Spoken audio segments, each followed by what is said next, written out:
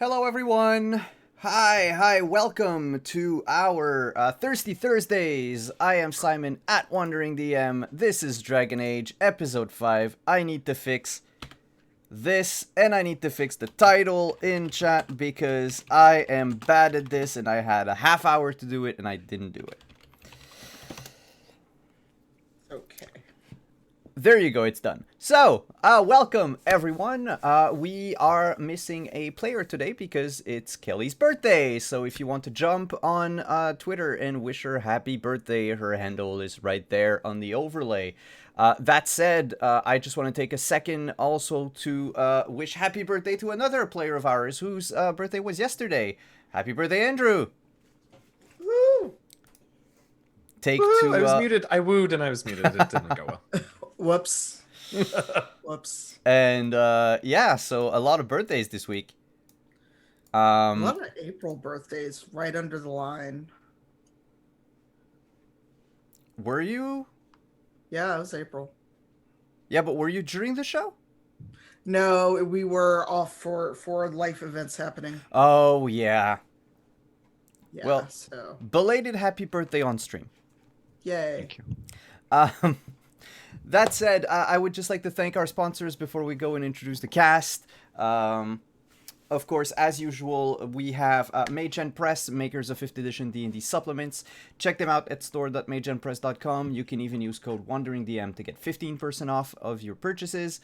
Our other sponsors is, as always, Found Familiar. Great coffee, great taste, great coffee names as well. You can use code WanderingDM to get 10% off your orders. And if you order for $50 or more of coffee, you get, or mugs, because they also sell mugs, you get free shipping if you live in the continental United States. Our last partner through the Diceomancy program is, of course, Level Up Dice. If you want to get your hands on some shiny math click-clacks made out of stone, semi-precious stone, or metal, check them out, either with the purple torch down below or the link in chat.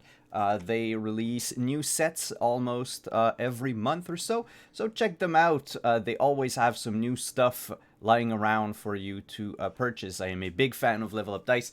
I own not enough sets. Thank you for the host. Let's go around the table and introduce yourselves. Tell us who you are, who you'll be playing, and then we'll do probably a small recap of what happened, and we will leave it to Tanya to try to herd us through Thetis. We'll see what happens. Yep. By the way, I'm playing Harel. I'm playing Harel, the escaped elf Grey Warden, who is also beginning a relationship with the Inquisitor. I am a sweet child. I've never done anything wrong in my life. Don't at me. Right below me is Deirdre. Hi. Oh, hey y'all. Welcome. You know me. I'm at Deirdre Dunlin on Twitter, Praxagora Thesmioforia, as you see me around Twitch. And I get to play Verisa, the sneaky, shooty, stabby, and occasionally making interesting comments about all the things she knows about. That's me. Up next, Andrew. So my name is Andrew. You can find me at Anderfold1 on Twitter. That's brand new, so I'm having trouble remembering it. I'm playing Bestia, and he's the kind of strong, silent type. Relatively few answers. And Ferelden Warrior, just kicking around with the team and doing what he can to help out. Pretty much about it. All right, on the other side of the overlay, we have Eugenio. Hey everybody, I'm Eugenio. You might know me as DM Jazzy Hands. Tonight I am playing Zalanis, a Dalish elf mage and keeper, who is the only other remaining surviving member of the clan that Verisa is from. So that's we survived. Also this week, I will be voicing Taryn Logain McTeer because Tanya is a smarter GM than I am and farmed out some of the NPCs that have to talk to each other. I'm not that smart. Oh, it's my turn. Hi. Hi, I'm sorry, your I was GM. muted. Yes, That's Tanya. okay. That's okay. It's gonna be one of those weeks, I see. Hi, I'm Tanya. I'm your GM. I'm also most of your NPCs. And I realized last week, if I don't farm out some NPCs to people, I will wind up talking to myself for most of the first 20 minutes of the show. So Eugenio graciously agreed to voice and take over Logan this week. Yeah, so it will be more shenaniganry with our crew. And speak of shenaniganry, what happened last week? Well, Don't all talk at once. yeah, we stayed at an inn in Crestwood. The morning was spent, for Harold anyway, in bed with Fenris. There were discussions, conversations, probably a pillow fight or two. I don't know, something like that. Details are hazy. Until we were spied upon. No. There was a tickle fight and y'all made a shit ton of noise. So it wasn't spying if everybody in the building heard you. And woke up because of it. Some of us may have already been up, but Anyway, some people eavesdropped on our private conversation and thus asked us to get the F up. And that's what we did. And we joined the crew, had breakfast, where, if I remember right, Mavia ate too much bacon and stored the rest away. Zalanis had a discussion with Fenris about the thing in his hand and how it affected him whenever he would attempt to close rifts. Then, and correct me if I'm wrong, then we left the inn, went to the mayor's house because we had learned that the mayor had disappeared. We learned the mayor disappeared, but also that he'd done a terrible thing. Oh yeah, he flooded all the refugees and the sick people. In Old Crestwood. Yeah. Mayor's a dick. Yeah, he is. So we went to his place, ransacked his house, trying to find information as to where he could have gone. We found something, I just don't remember exactly what it was. what, the things, or the physical things, or the information? The information. That he had gone, that the friend of his had left, Randall had left him a note saying that he had done what you had asked him to do, and now he is going off to live in the hills, in the woods, and don't bother him again. Yeah. So probably may have gone there, and we got loot. We also got loot. Yes. And then I think I'll leave it to someone else to explain what happened after. Haha. I mean, Zalanis was real moody the whole time, so y'all need to probably take it. Wow. He was. Look, a bunch of people died, and he's having some feelings about it. Valid feelings. They didn't die recently. He does realize that, but still. Well, and also Fenris did kind of yell at him. With it too.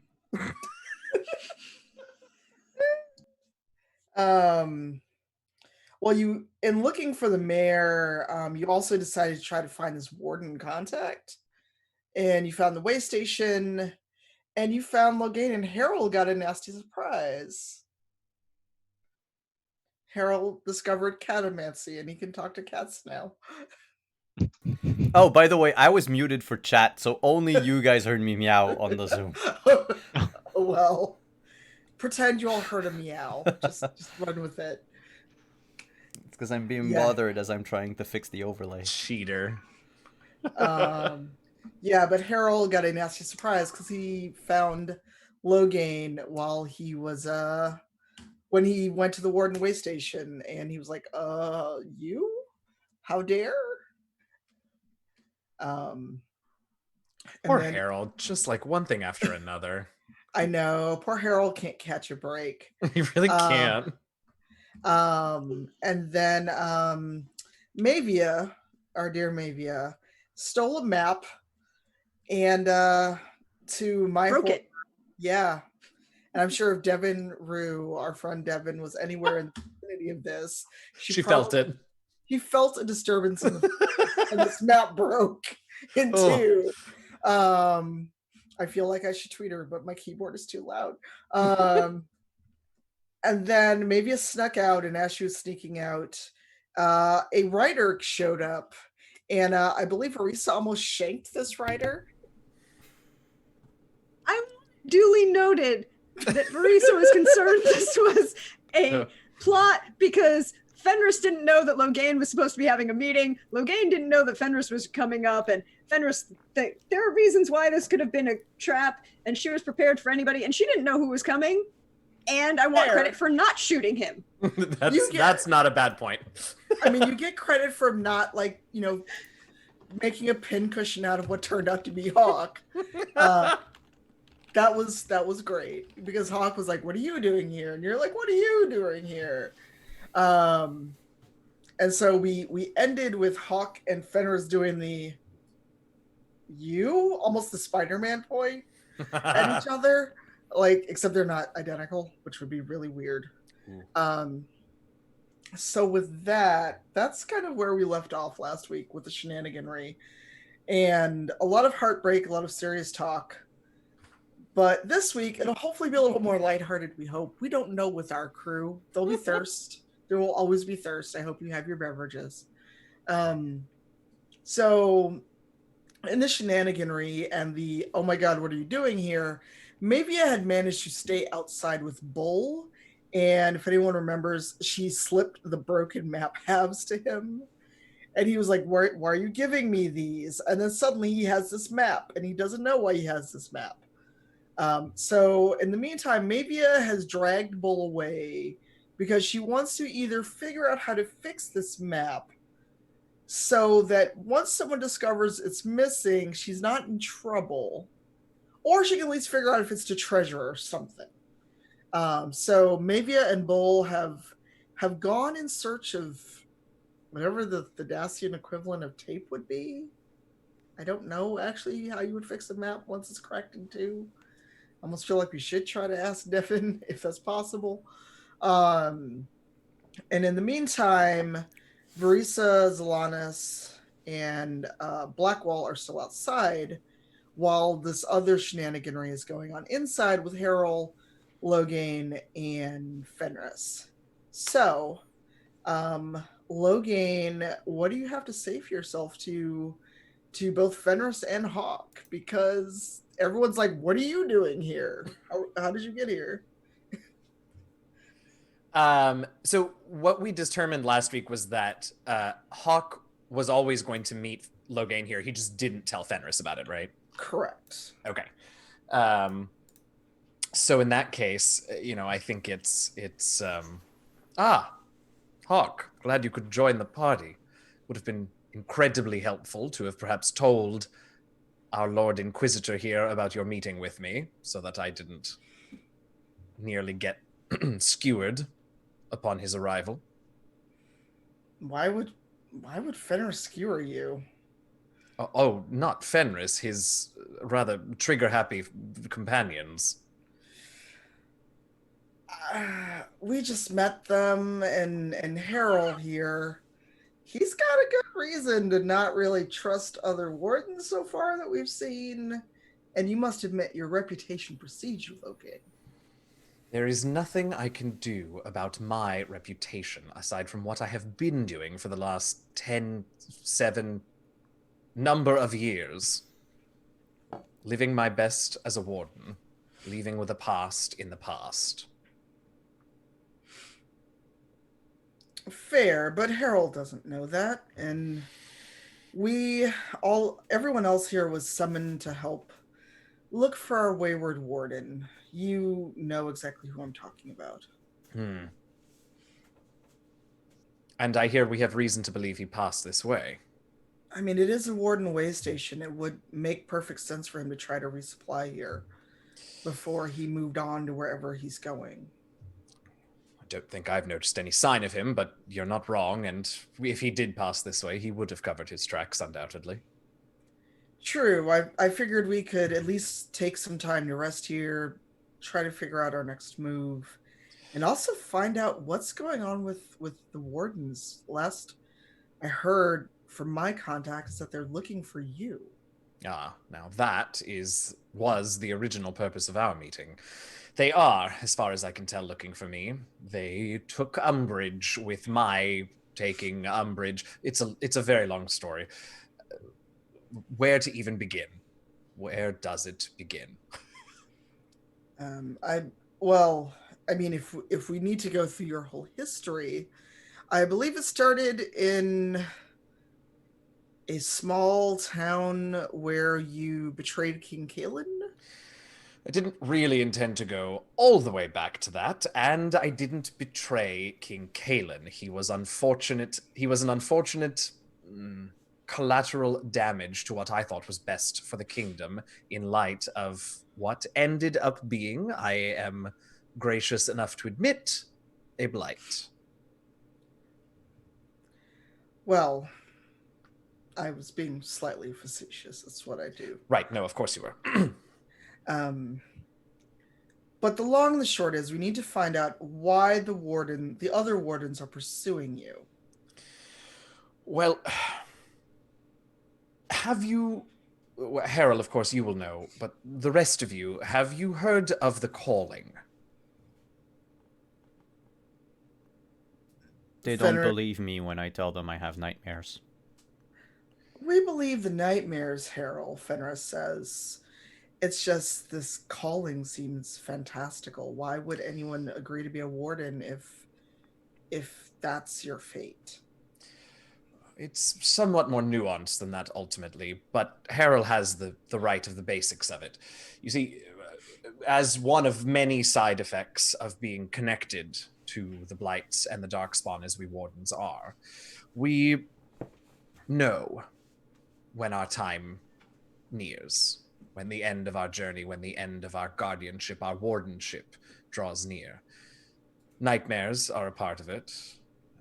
There's also visions, and then whispering just at the edge of hearing at the back of your head.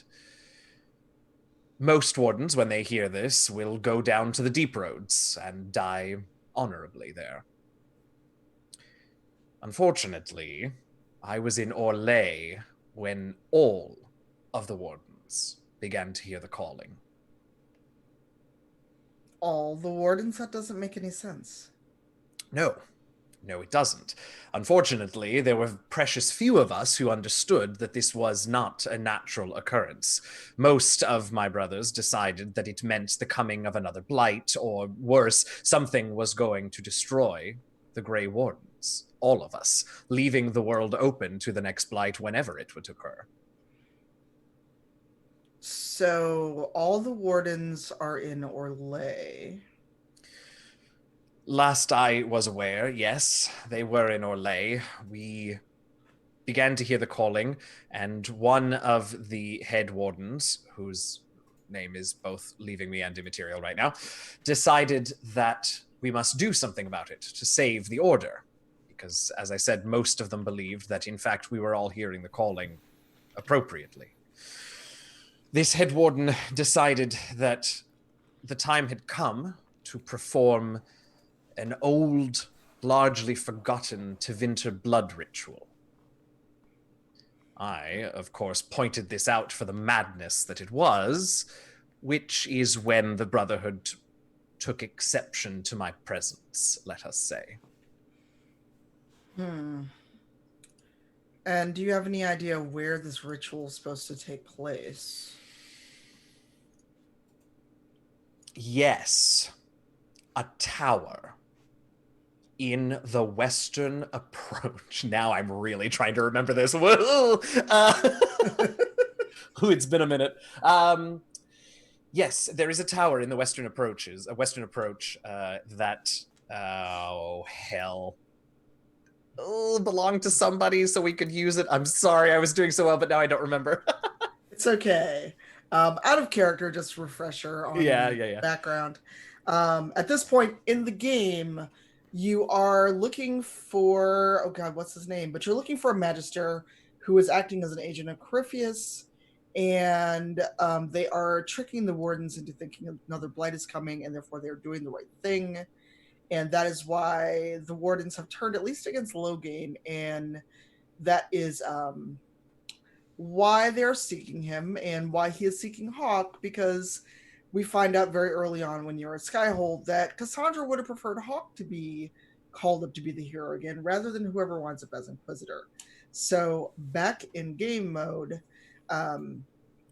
so Fenris is listening, and Hawk is just making a very concerned face, because he's like, but the Wardens, you've heard of Corypheus, correct? Yes, he is, in fact, I believe, the source of all of this, which, of course, brings up a number of very serious questions. You've had run-ins with him, if I'm not mistaken, Hawk. We killed him. Fenris and I were there. So was Varric, and Anders was there. We killed him. We saw him die. It was a hell of a fight, but this shouldn't be possible. And yet it is. I can assure you, Corypheus is still with us again. I had theories about why this were to be true. His connection to the Darkspawn. He is not created by them, but he is theirs. So I began to think, perhaps if an archdemon can shrug off mortal blows, so too can Corypheus. I began experiments and have theories. I have evidence, but no proof. And Fenris is scowling at this point. He's like, this is worse than just a blight. I was there when Hawk killed him. We both struck killing blows. And we know that he wants this thing in my hand, but he shouldn't be walking around. We need to, as much as it's going to gall me, admit that we need Dorian and Solas's help for this. I'm no mage to figure this out or know what ancient Tevinter evil could have caused this. We'll need to go back to Skyhold anyway, because the Western approach is too far to go with what we have right now, and we also need to find everyone and get them back and be supplied for a much longer journey. But first we need to find the mayor, or at least figure out where he's gone. The mayor of Crestwood? Yes. And Fenris relays the story that they got over breakfast of the mayor basically murdering most of his old town folk to supposedly stop the blight, and then disappearing. So scouts are looking for the mayor or Old Crestwood. And Hawk just shrugs. He's like, the blight scared many a common folk. You've heard the stories out of Lothering, and I fled there myself with my family. You know what happened with the blight, Loghain. You shouldn't be surprised at what he's done, horrific as it is. Are you surprised that he took such drastic measures? No, I suppose not. I have experience with those in command making the wrong choices for those they lead. Fenris glances at Harold. He wants to say something, but he waits to see what Harold does or says in response to that. Harold is actually very interested in the conversation between Loghain and Fenris. He's starting to see Loghain in a different light than the stories that the people told him at the tavern. He did great evil, but he also is doing his best not to undo, but to live with the consequences of what he did, and to try to repent for it in a way. Okay. And there's like a newfound respect for Loghain. But Harold is for the most part silent, which is an odd thing for Harold. Okay. Bastian, what have you been doing? Because you were still inside, but you were pretty much the strong, silent, and observing type for a lot of this conversation. Bastion is listening to see, like, he's just trying to get a grasp on everything that's going on, listening to what they're saying and kind of taking it in at the same time, hearing about things that he knew or that he knows happened and getting slightly different perspectives on it because of the conversation. For the most part, though, he's staying out of the conversation. Like, it's not really his place to intervene or say too much. Okay. Fenris glances up at Bastian as well because he's noticed that you've been quiet. He's like, you've taken all this in, and at one point you were training to be a Templar, correct? Yes. What are your thoughts on all this? Because I'd rather not have. I'd rather have your honest thoughts on all of this before we travel together further. And if you have any theories on what we could be walking into. If all the wardens were hearing the calling, I worry that it's some kind of trap. And the point is getting rid of the wardens. For what reason, I wouldn't be able to fathom, but possibly because they are apt at defending against any kind of blight or blight spawn. Oh, I think it's more than that, young warrior. It could be that despite the previous blight having ended, someone is trying to instigate another or do something along those lines to retake control.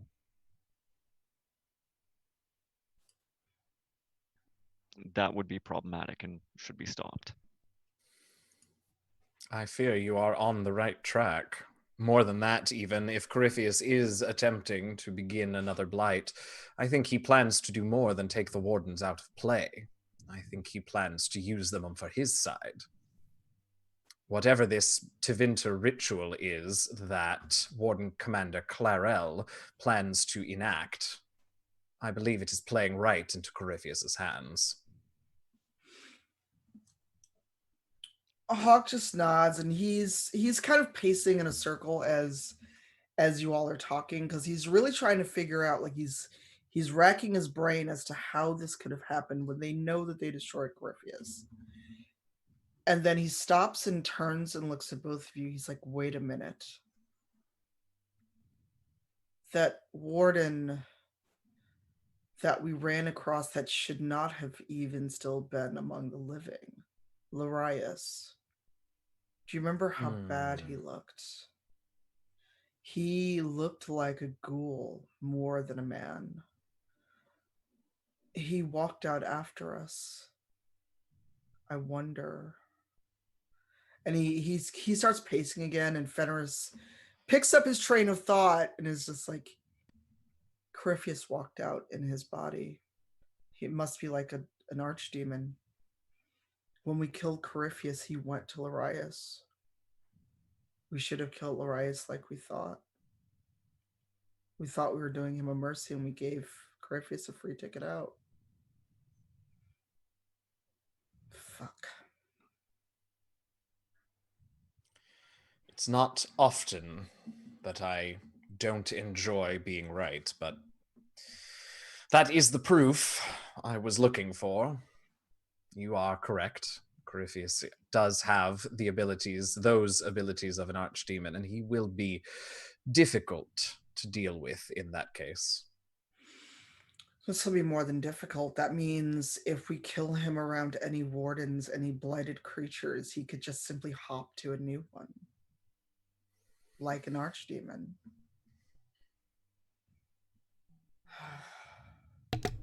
But We'll then, have to research this. Oh, yes. don't you need a warden to kill an archdemon? You do. But he is more than an archdemon, clearly.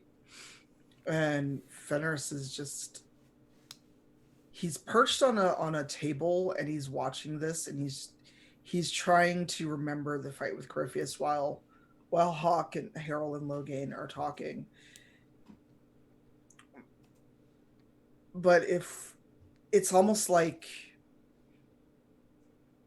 if we kill him, though, clearly he can come back.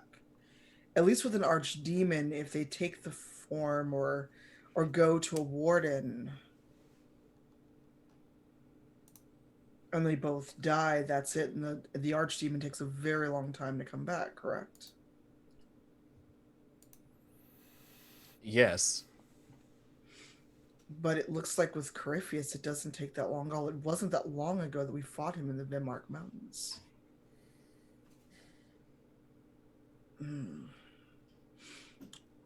We'll have to set both Solus and Dorian to researching on this before we set out for the western approach. The Tevinter mage you have with you. Can't think of a more appropriate assistant for this. Oh, for all of his bluster, Dorian does love a good academic challenge, Fenris says. And yes, he's a Altus, he's highborn, but he is useful, which is why I keep him around. If he wasn't useful, he would have been gone. And Fenris smiles in a way that lets you know that gone means dead, not just set on his way. So, it's like, I think we should try to find Old Crestwood so that when the mayor is found, we have some evidence and aren't just condemning him out of hand as some may see it. Even with his own written confession, these people don't know us. They may think that we are condemning their mayor or telling tales of he's beloved of the people, as we've seen. So it's late enough where we should probably go back to the inn for one more evening and then find Old Crestwood. The scouts we sent out should be able to find him or find the old city. And Fenris, he just nods and he gets up and he looks at Hawk. He's like, and you can explain why you didn't tell me about this meeting. Because I'd really love to know about this, Hawk. Because you know when he gets called Hawk, he's in trouble. It's right. It's like getting your middle name from your mama. Right? Because, I mean, the whole name... Because if Fenris gives him the whole name, it's like, ooh, y'all in trouble. There's going to be a fight. But before you leave the Warden Way Station, there is stuff to explore if any of you would like to kind of look around. If anyone wants to notice the kind of pale mark on the table from the map that Mavia liberated, if any of you want to look around, because from what I remember, a little fourth wall breaking, there is stuff in the Warden Way Station to look around and pick up, not just talk to your Warden contact and then run away. I'm gonna look around, see if there's anything, if I can find anything in the first place. Okay, give me a search. And then while you're doing that, Verisa and Zelanis, do you want to, would you have come in by now when you heard the voices, or are you staying outside to kind of give them privacy to hear everything? Verisa, are you going in? No, she's standing just in front of the door so she can hear if things get awkward or violent, so if she needs to respond. But she doesn't trust this. There's something off about this whole situation. Just, yeah. I mean, she probably heard, like, part of it. It's like, oh, maybe Corypheus is what's off about this, but there's, like, a lot of people keeping secrets from each other who shouldn't be keeping secrets from each other. Fair. So in that case, I think then Zelanis would just say to you, notify me if the scouts return with news of the mayor. And I'll just step inside. I won't involve myself in any of that conversation, but I'll be inside to hear it all a little more carefully, look closely. Okay. Yeah, and Blackwall has been curiously quiet and in the far back of the Warden Way Station all this time, because he knows there's going to be an unpleasant conversation in his future. either at the inn or when they get back to Skyhold. So he is quiet and observing and learning a lot of warden things he didn't actually know in the meantime. Sebastian, what is your search? I rolled a 7. You know that you're in kind of a cave that's been repurposed into a warden way station. You do find a small stash of books. They are written in trade. You could choose to take them, but you didn't find a whole lot else. Or you could leave them there. I'll pocket them just in case there's anything relevant in there. And we'll figure that out later when I can sit down and read them. Okay. Add 3 small books to your inventory, and I hope someone wrote down what everyone got last week because I totally forgot. Anyone else want to search around, or Harold, do you have anything to say to Fenris, Hawk, or Loghain? Actually, yes, to all 3 of them. Oh. Do you think the mage we're looking for, Anders, could be of any help in this Corypheus situation? Fenris arches an eyebrow and he's like, he could be, but he's also been a warden a very long time. He might be susceptible to Corypheus's influence, but there's other things we have to deal with first. He may be helpful, he may not. It all depends on how he's changed since Kirkwall, shall we say. And Hawk just he doesn't give you a dirty look, but he's just like, ooh, that's minefield. That's bait. Not gonna do it. He's like, that's not a conversation for right now. Wait until we're back in Skyhold. Loghain, do you think that ye old Anders would be of help? You did.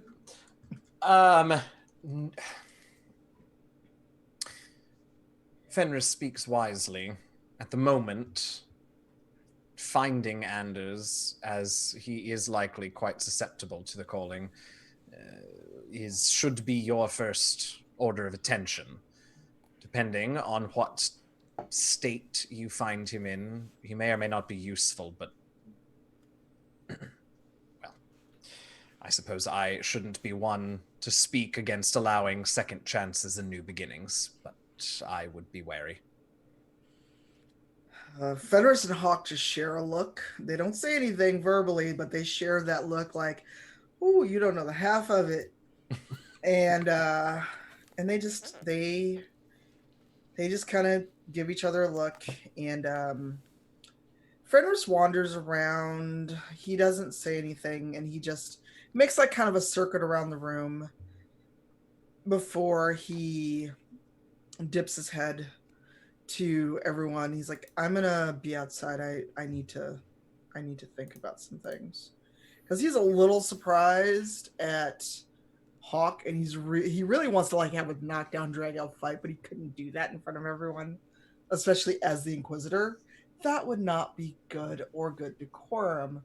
So he'll wait until they're behind a closed door in the inn, and you'll probably still hear him screaming, so you never know. Does anyone else want to search, or Harold, do you want to chase after your budding paramour? Actually,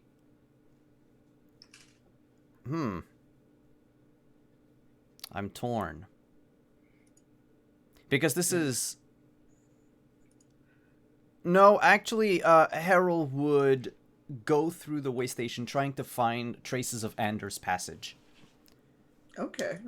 Give me a search. If he's been here before. Okay. That's just perception for me. Yeah. I'm sorry. I'm so used to D&D terms. Oh, no, that's okay. I thought there was like a focus for search, but like I just don't have any in perception.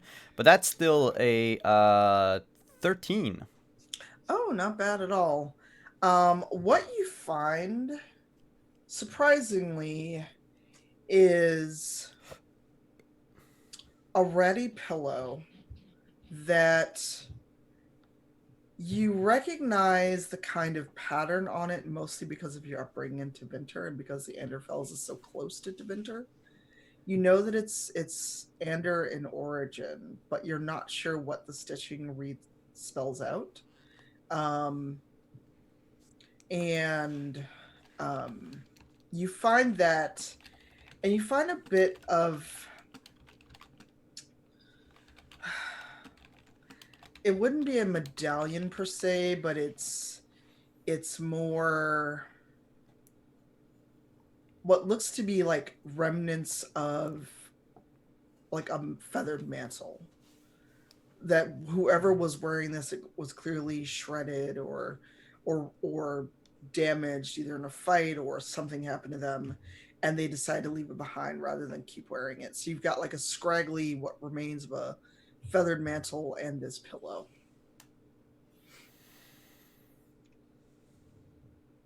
I'll take them both. Okay. And I would bring them to Fenris outside. Okay. Verisa, you are still outside, correct? Yep. Is there anything you are doing? Do you note Fenris coming outside and Harold following him? Yes, because she's supposed to be on guard. She's supposed to be watching for everything. Solan's asked her to do so. And she does that anyways, because she's a sneaky, sneaky bitch. But she also is looking around at the environment and seeing if there was any way anyone had come through, anyone had gone around, anyone that wasn't them. Also, she wants to see if she can find any death root around, because she's lacking apparently in poisons. Sure. Mistake. I'm trying to remember what's in Crestwood. I'm not death root almost everywhere. No, I was just trying to remember if it was prevalent because I was just playing earlier and I found Embrium everywhere. But I'm not going to make you roll for it. Yes, you found death root. You've replenished your poisons. And are you going to try to eavesdrop on them, or are you going to just be casually looking for herbs? I mean, can't I multitask? You could. Yes, you could. You could. More along the lines of less in a sense that she's not in, it's not like she's spying on them to just spy on them because she's nosy, although yes, that is a thing that she is, but also just because she's still on alert and she's paying attention to see if tracking all of the players to make sure if there is something that goes wrong, she knows where everybody is and what's going on. Does that make sense? Yes, that makes perfect sense. So they're not that far from you. I mean, and you're an elf. And unless they're like really, really quiet, you should be able to just hear them. Because Fenris is a little what? I also have that specialty and that focus and perception for both hearing and seeing. Yeah, so unless they're like hand gesturing out of your line of sight, you should see them and hear them. So Fenris is sitting on a log you found, and he's just kind of sitting there like, like when someone's like deep in thought and they're trying to like reconcile something they heard that they know it's true, it has to be true, but they don't really want to accept it. That's the kind of look, and like he's doing the math gif of the woman and like the math, and she looks very confused. That's kind of his face right now. And he looks up just as Harold is walking toward him with these two things in his hand, and he goes stone still. Where did you get those? They were inside the way station.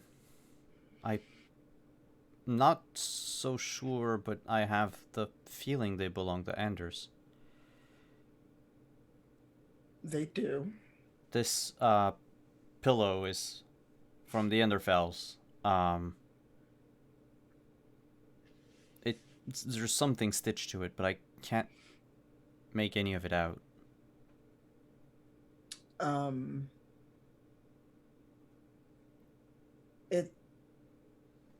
It's Anders, just trust me.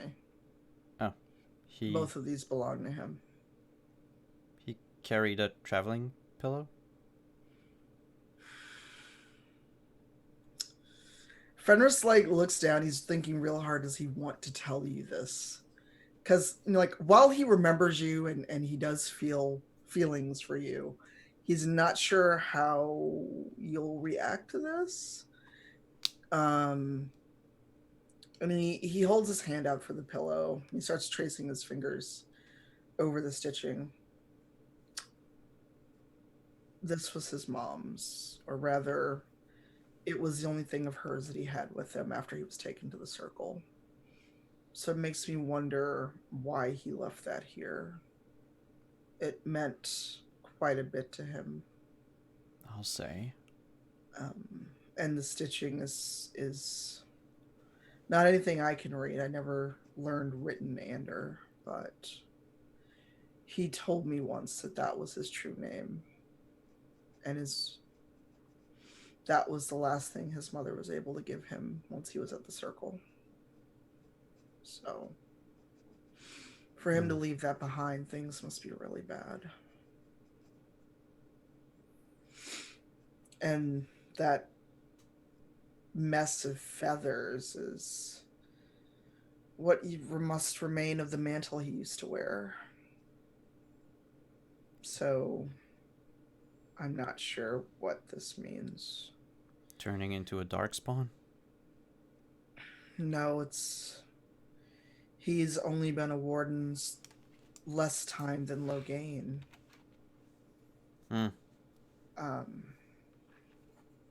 I mean, he hasn't told us a lot about the calling or being a warden, but it's still too early from what he has told us. But at least we know that he's come this way. It's something to go on. Yeah, maybe Verissa can make out any tracks. She seems to have a knack for... Yeah. She does. I'll ask her to see if she can track anything through the back of the way station and meet us back at the inn. I'll hang on to the pillow if you want to give her what's left of that mantle. Sure. So Fenris approaches you, Verissa, as you are, very stealthily, not eavesdropping and looking for herbs.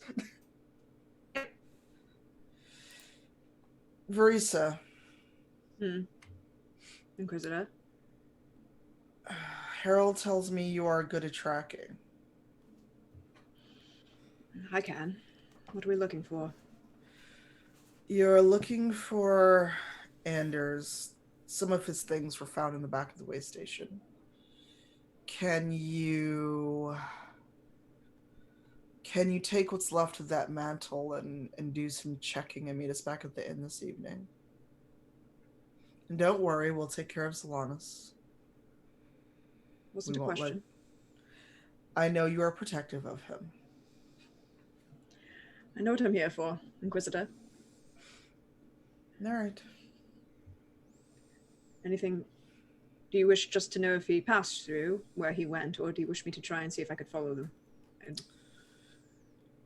If you find a trail that's still useful, follow him, but if you can at least get some hints and some clues as to where he may have gone, that would be greatly useful to us.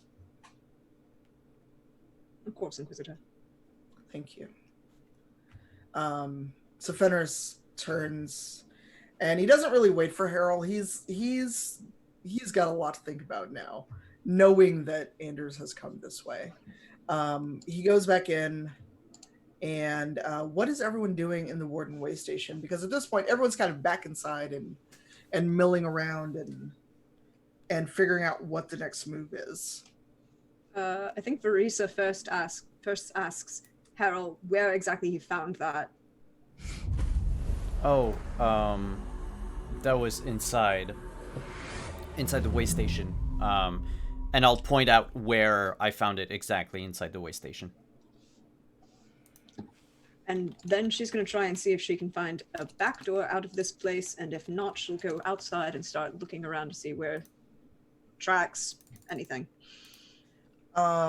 Breaking fourth wall, as far as I remember, there is a back way out.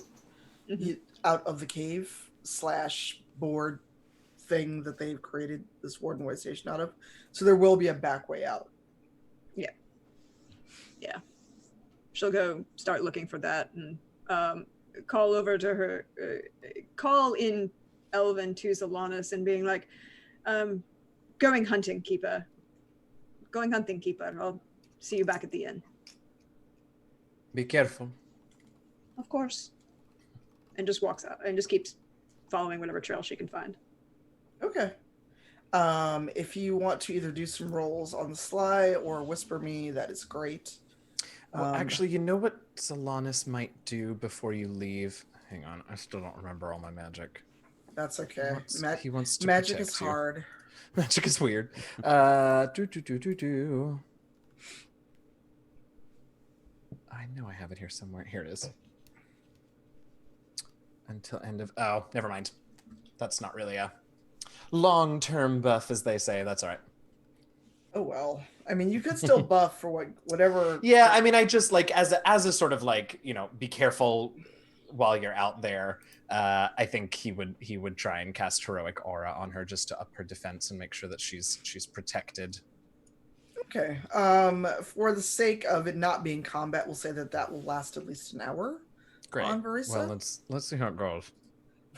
Let's hope nothing runs into Verisa in that hour. Oh, that was a near thing. All right, but we're okay. 16 on a TN 15, so we're okay. You're good. That would have been real bad. Yeah, it would have. I'm trying to help. I ruined everything.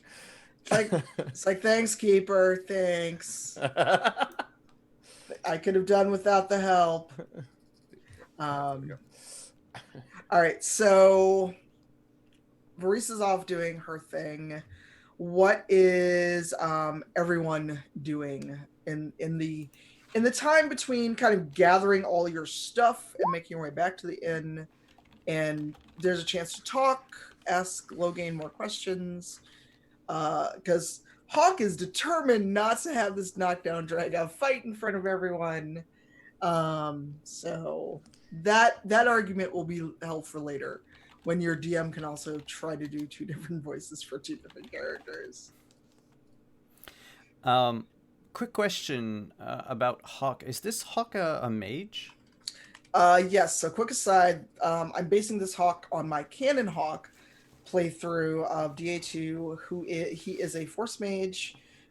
He takes more after his Ravani cousins. He's brown, unlike the default mage, which is like a very, very pasty, dark-haired white dude. But he has the huge character flaw of he kind of hates being a mage, which is how he and Fenris got together in the first place. And he's working through some things, shall we say, between DA2 and at this point now. So for anyone familiar with Invictus Hawk, that is who we are using. And I can get some fan art for you later or during a break. So what is everyone doing in this short interlude before you go back to the inn? Or you can walk and talk on the way to the inn if you so choose. I have a question for Loghain. Have you seen any signs of Darkspawn in the area lately? No, not beyond anything. No, not out of the ordinary. No, I don't think so. Thank you. Why do you ask? Long story, but I may have need for Darkspawn blood rather soonish. I'm going to have a peek at Loghain's character sheet for a moment, because I don't imagine there are too many things that we would need that for. I can tell you in a moment if you would like to know, or I can break. I mean, I know what it's for. I'm just wondering if there's anything else that it might be for, such that Loghain wouldn't immediately know what he's planning. No. Well, I mean, Harold did tell Loghain that Blackwall is a potential recruit. Yeah. Oh, that's right. You did tell him that last week. I forgot about that. Right. Well, Um, I suppose at this point, with all of our brethren under the influence of this calling, increasing our numbers might not be the worst idea, but you must be sure of him. He may lose his life in the joining, as so many of us do, but also were he to pass the joining, we don't know what effect Corypheus might have on him, new though he is. Watch him closely if you perform the joining. I'm already keeping an eye out on him. I'll judge his dedication when we get to the joining itself. I have to admit, I don't really know what I'm doing. Then perhaps bringing him into the fold can wait until a more experienced warden is available. It seems a simple procedure, but there is much at risk. Well, how long are you planning on staying with us? I don't think it would be prudent of me to return. I don't know. I don't think you should go back to Skyhold. I can't imagine people would be happy to see him, but I don't know what your plan was, Tanya. We can discuss that during the break. Yeah, all right, that's a good All idea. right. You know, a little while at least, another hour or so. Who's to say? About 40 minutes. We'll see what happens. Who's to say? The winds of change are upon us. I don't know.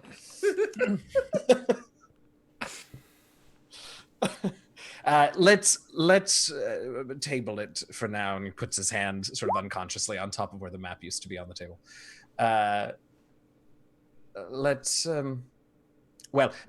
Also, for what it's worth, I've not seen any Darkspawn recently, so the conversation is entirely theoretical.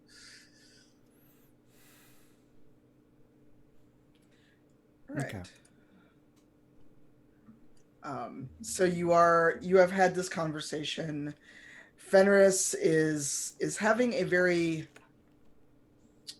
angry but quiet argument with Hawk in a corner. Getting some of that out before you all start trekking down the street, because it would not be prudent for the Inquisitor to be seen arguing with one of his advisors walking down the street in Crestwood. So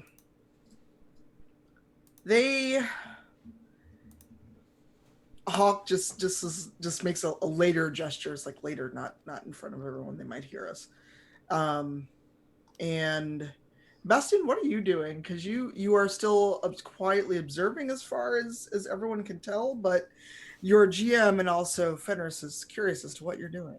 I want to find out what's in those books. So if I can crack them open real fast and just kind of take a quick glance inside, what would I see in those books? Books you find in Warden Way Station, there'd be some lore about the Wardens.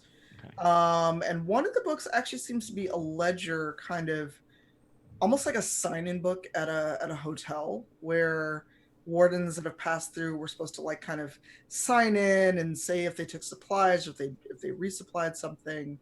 It's supposed to be like a way station, if you're caught out traveling or what have you.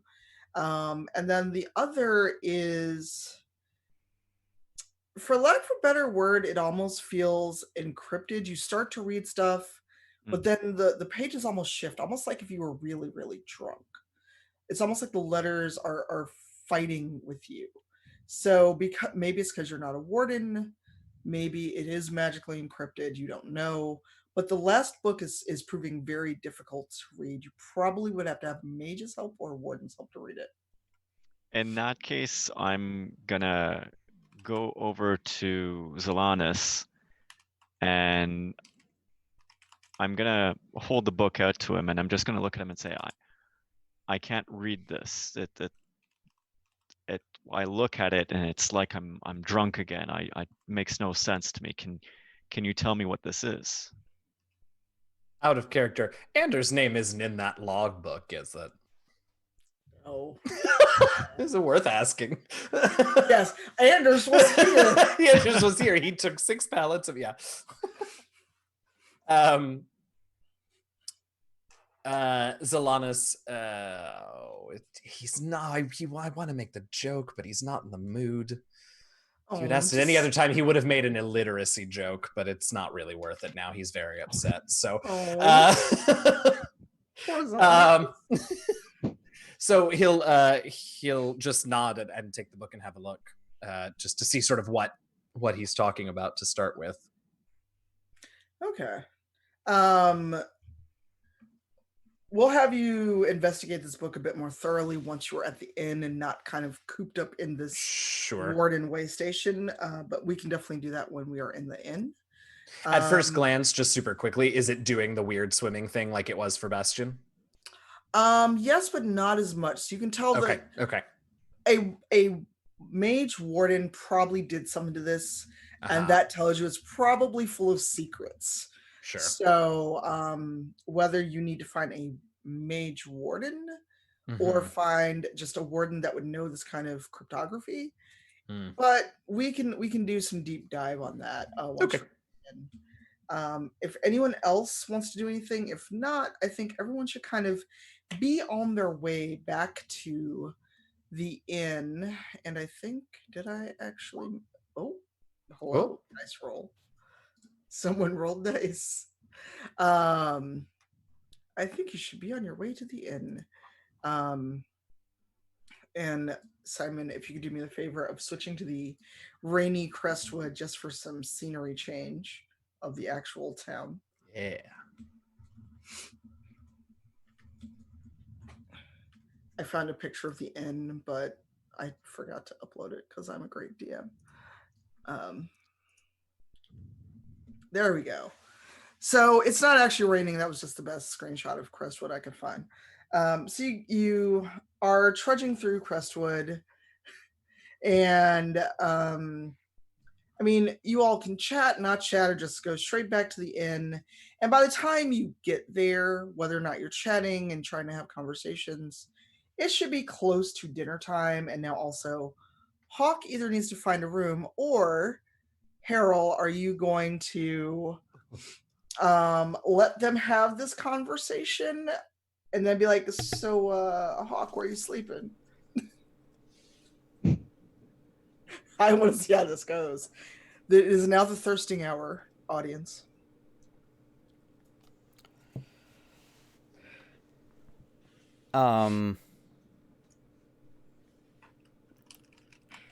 Harold would approach Fenris, I think, before the big fight with Hawk breaks out. And ask, I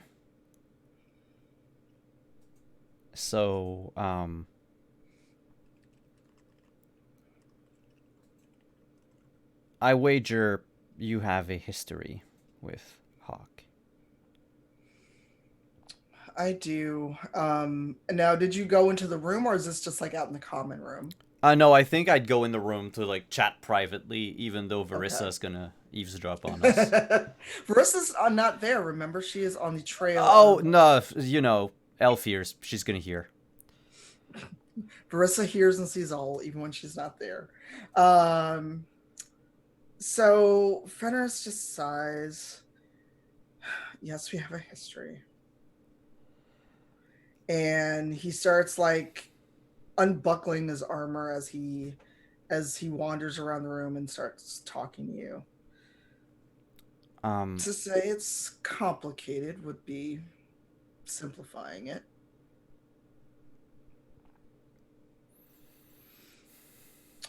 What would you like to know? I'm not here to pry into your private life, Fenris. I just... Yeah? We've already shared we slept. There's no good way to say that. Just keep talking. Just go. And Harold would look at Fenris and then at the bed and say, you know, I suppose if Hawk is desperate, there is room for the three of us in this bed.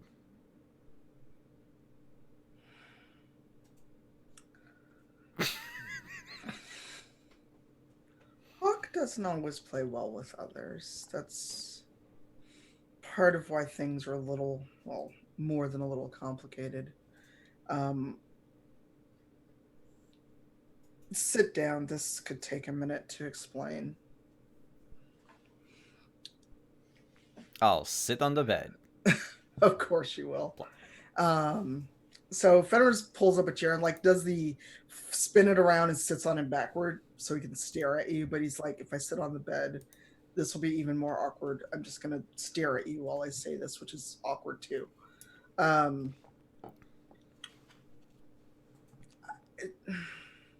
He's actually kind of like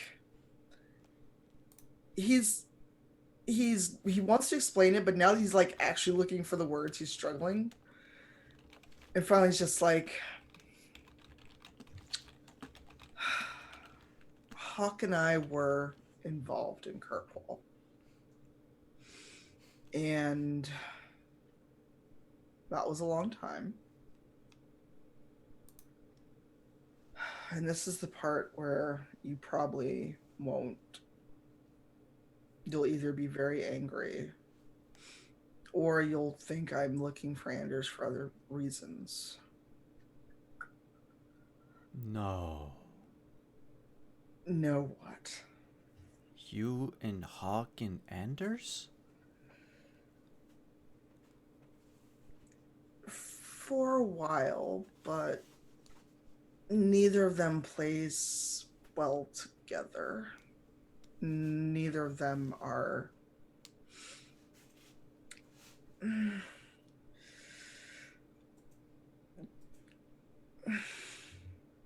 Wait.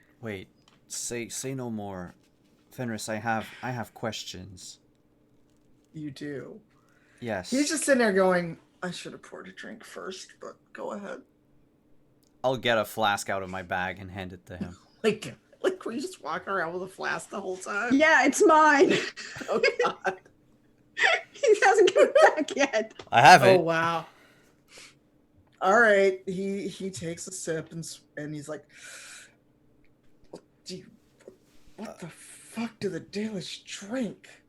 And he gives it back because he's just like, oh, that burns. I don't know, but it works. It's something. So, Questions? Iron Bull? What about Iron Bull? Oh, okay. No, he's a Kunari. Did you see how tall he is compared? No. You can do hand stuff. I mean, that's beside the point.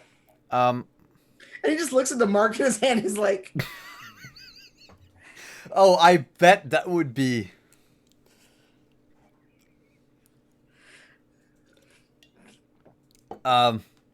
Okay. Wait. yes. Not Varric. Varric only has eyes for that crossbow. Yeah, I know, this is weird. I don't ask. That's why my rooms are at the top of the fortress. I don't have to hear or see anyone.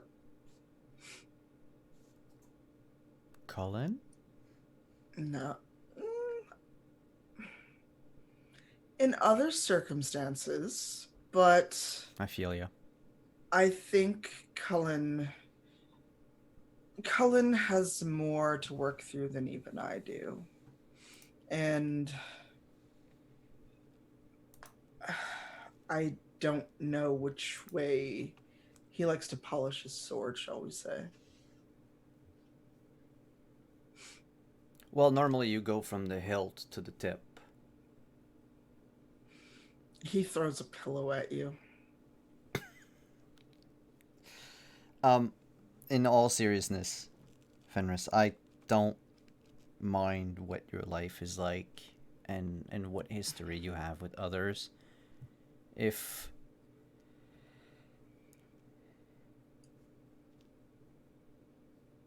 if you want your me in part of your life, I'd be glad. I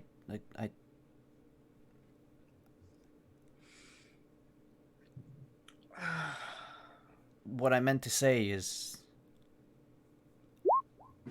I'm nobody special.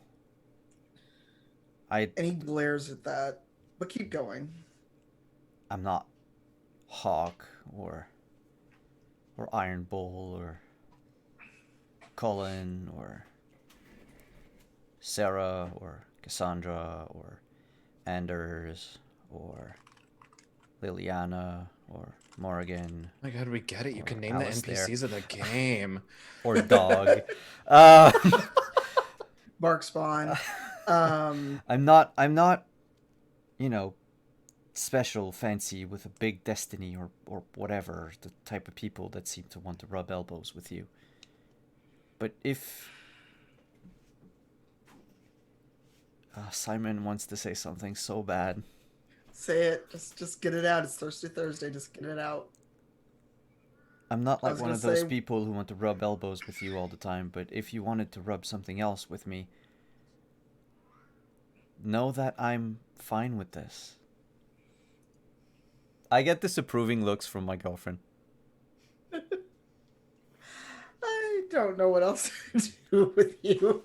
I think Zalanis has departed for Uthanara. So Fenris, he's glaring at you.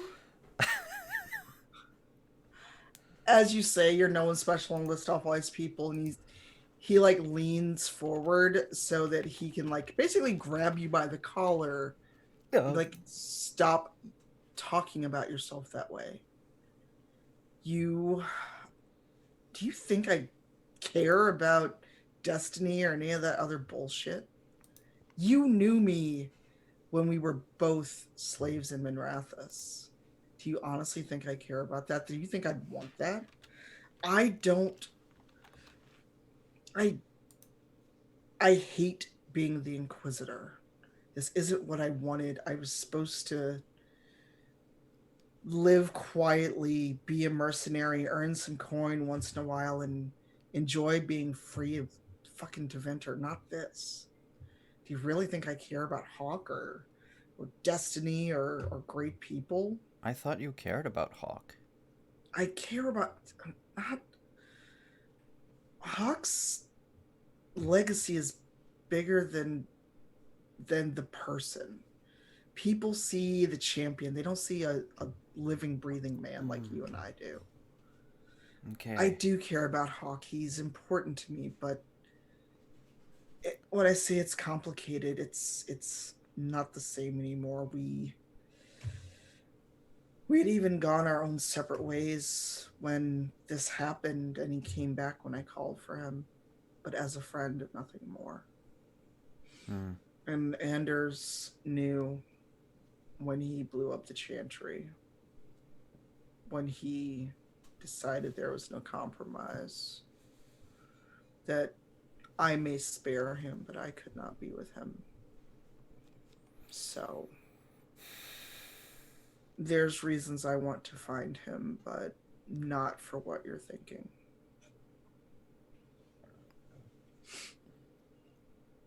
So you're okay with just my average sized legacy?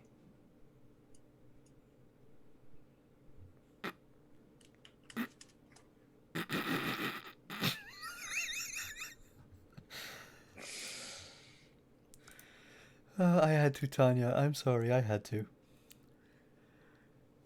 And at that point, Fenris just gets up and grabs a pillow and just starts beating you over the head with it. Like, I'm being serious here, Ow, damn it. I'm gonna need the healer. Ow! Ow! Okay. Look, Fen. Ah, do not call me Fen. Fenris. He, like, throws the pillow and he's like, look.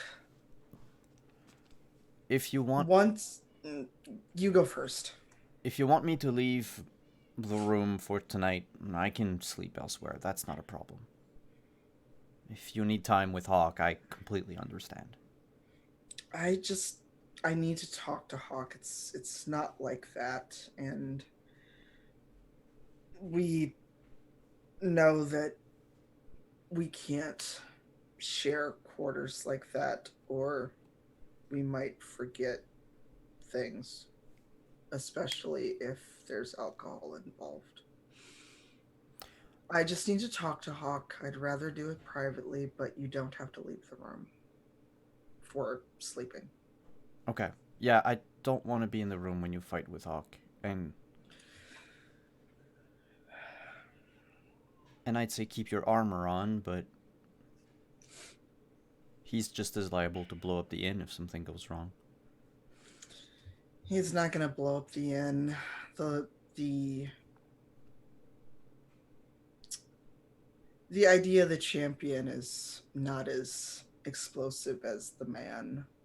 Besides, I'm not going to do anything except maybe scream and yell, and he's a mage. He can cast silence unless he wants everyone to hear me. And he just gives you this devious little smile.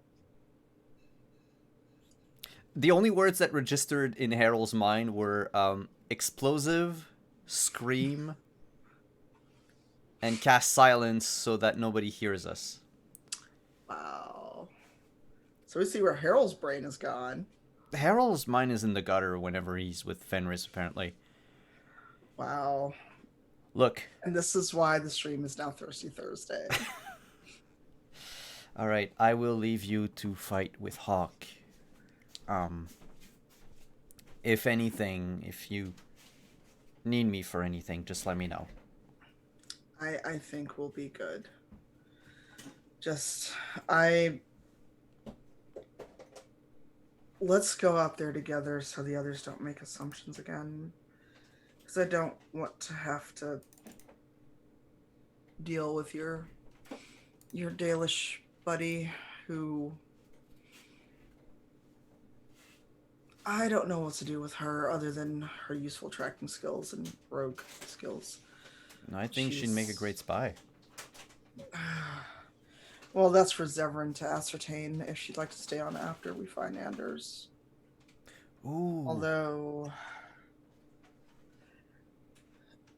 she still needs to remember what side her bread is buttered on until we do that.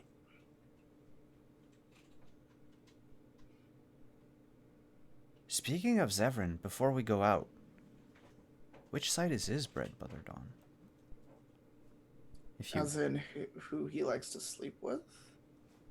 Oh, he was kind of cute.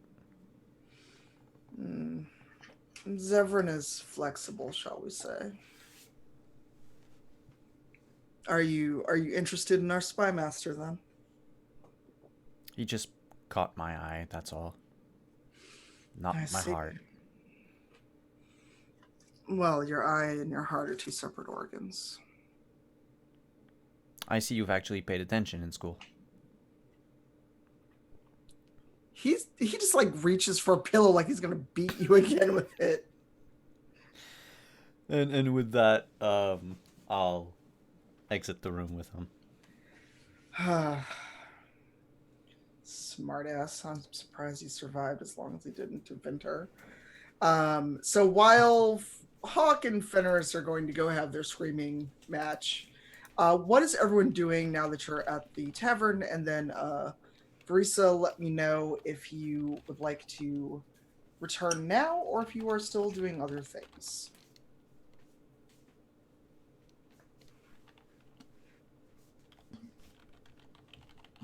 I can't hear you, dear. You're muted. It was very expressive, though.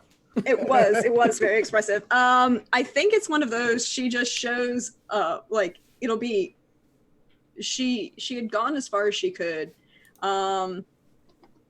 and continues on, is tracked as far as she can, and she comes back.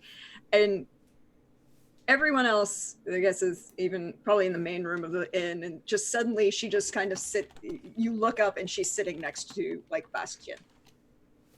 And, like, nobody tracked where she was, she's just there. And I rolled for that as well. You rolled really well. Sebastian, suddenly a Verisa appears. Um, Like, I think she reaches over and takes a drink from in front of you. so Oh, God. Bastion is just gonna be like, ah! So the seasoned warriors come like, oh God, where'd you come from? You know, in battle, who needs to be afraid? But you know, you're in the inn, you're eating, all of a sudden a hand reaches over, like that's freaky shit, you know. Did Um, you say that to Verisa?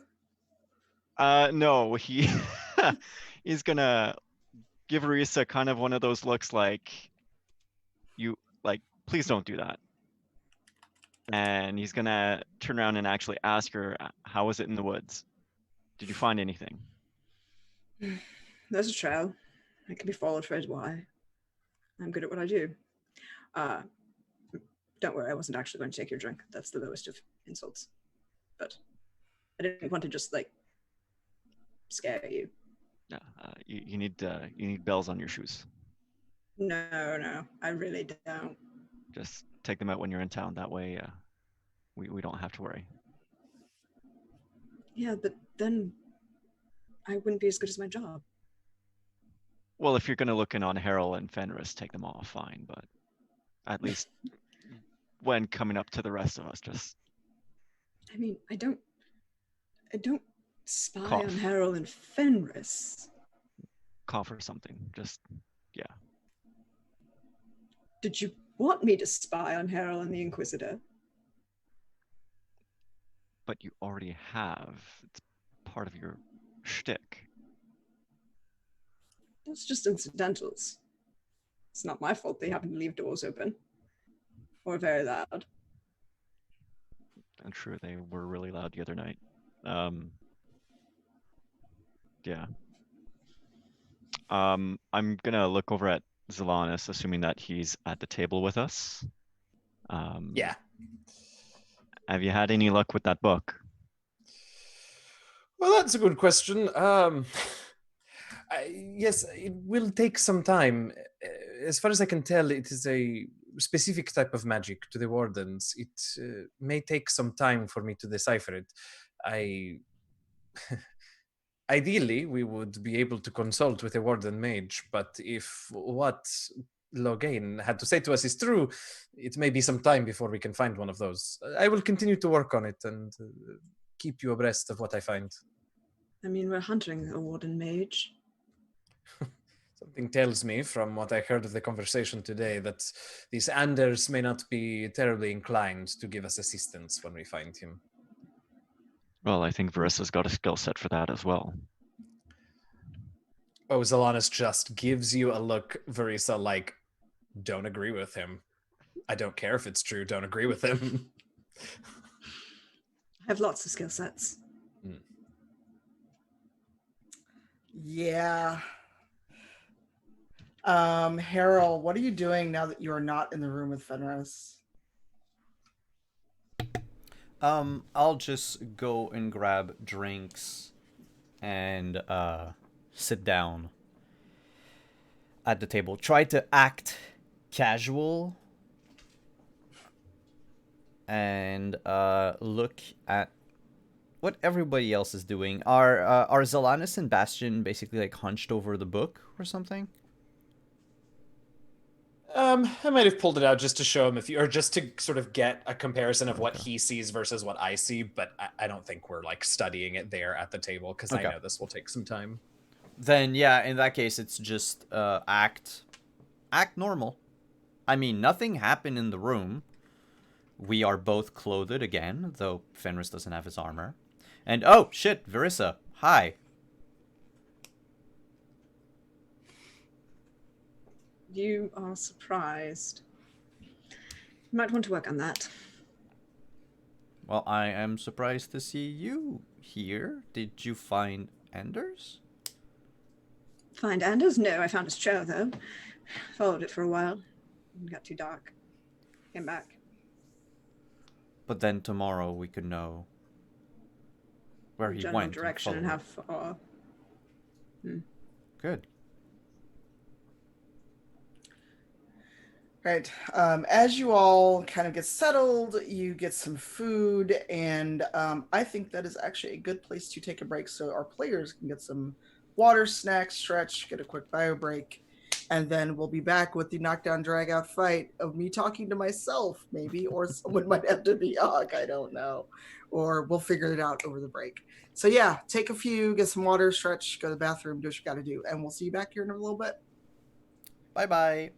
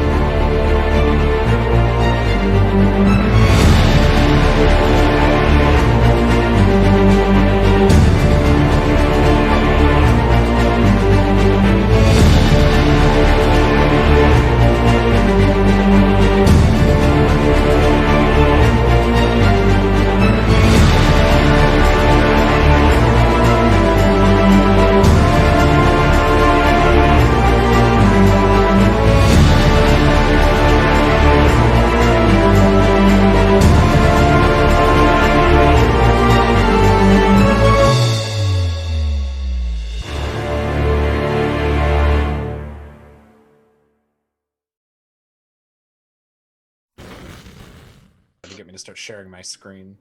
Oh dear. Not what I Hello. meant. Just wanted to mute. Oh, hi. Hi. Sorry. I Welcome didn't think back. you were going to say something, Uenya. No, it's totally my fault. Hello.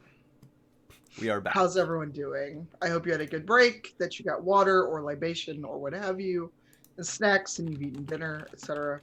Depending on where you are, it's well past dinner time. All right, so this fight between Fenris and Hawk is one that a lot of you will remember fondly or tease them about if you dare to do that and want to risk losing your heart. From what everyone's seen, except for Harold, Fenris is like quiet, a little bit stoic, not the friendliest fellow, we shall say. And Hawk is pretty gregarious. It's easy to see why everyone loved him as champion, at least on the surface. But the things that some of you heard them call each other, especially those of you that speak Tavine, you wonder how they were ever friends, let alone anything more, if you're making that assumption outside of Harold. Fenris goes on a tirade in a mix of Trade and Tavine about, but I'm the Inquisitor, you can't keep this stuff from me, it's really important. That could have undermined my authority in front of people that we hired. And Hawk is like, oh, whatever, it's just the wardens. I'm trying to reduce the things on your plate. And he's like, this is... And then Fenris like yells at him, intervene, and this is one of the reasons we're not together anymore. And then Hawk storms out. And all you hear is this like door slamming. You see a very angry mage storming out and up the stairs to his own room. And if anyone wants to, they can either try to talk to Fenris or just kind of sit there awkwardly, or what is it you would like to do now that you've witnessed this rather energetic Run argument? and hide. Are you really running and hiding? No. But Um, definitely, I've been bitten too many times. I will let Fenris cool off before Solanus goes to talk to him. What are the rest of you doing in the aftermath of this argument? I'm gonna lean over to Verissa and just murmur. That's a healthy relationship there. Don't think it is a... Well, never mind. I'd be more concerned about other people at the table and their relationships being healthier. Errol, does it get that intense for you? what? Hi. What? Hey. Door slam, stomping, scream. None of this register for you? Well, I mean, they had a fight. I knew they were going to have a fight. I know I'm gonna be required to be in the room in a few moments. I'm just letting enough time for Fenris to sheath his sword and not stab the first person that comes through the door.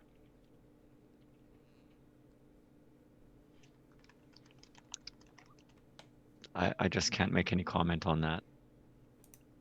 You would know better than I would.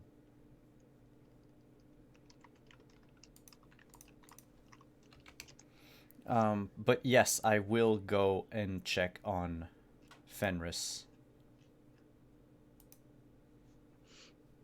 Out of Okay. curiosity, whose room did the Grand Champion take? She kind of says to Bastien, because like there weren't that many rooms at the inn, and Fenris and Harold had to share because there weren't that many rooms at the inn, and it's like, and now. Oh, great. I couldn't have planned that better. I'm gonna have a pissed off champion in my room, am I? Maybe. Ugh. I mean, and she doesn't say anything else. She just kind of looks between Bastien and then Solanus and raises an eyebrow. I mean, I don't sleep very well or at all. It'll be fine.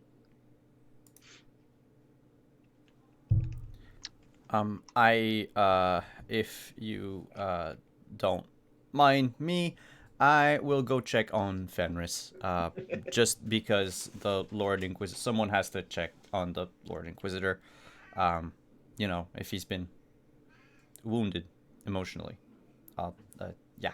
I'll see you all in the morning, I guess. Right. And on that awkward note, and she kind of like she turns to Bastian and she goes, on that awkward attempts at not admitting that they're involved. Are Harold and the Inquisitor sleeping together?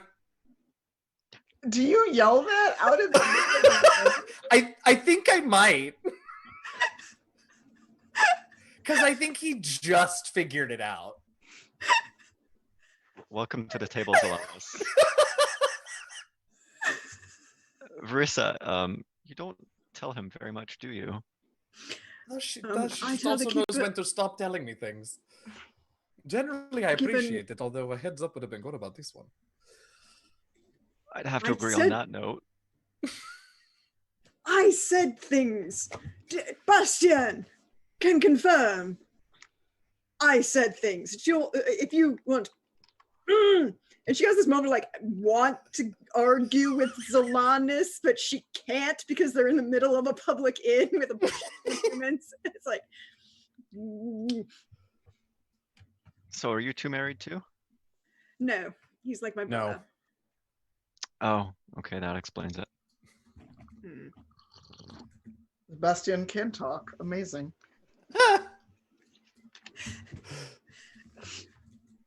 Wow. I just want you all to keep role playing this for a minute. Yeah, no, this is great. So, let's see where this goes. Um, I mean, Zalanis, yes. did you? Yes. No, I mean, this all no. makes perfect sense, and you have said things that now make a whole lot more sense now that I think about it. But he's a brave man, that Harold. Well, just because you piss off the Inquisitor doesn't mean that Harold does. I have a natural disadvantage as a mage. If you want to term it that way, sure.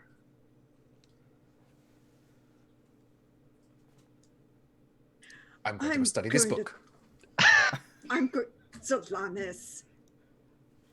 Just because.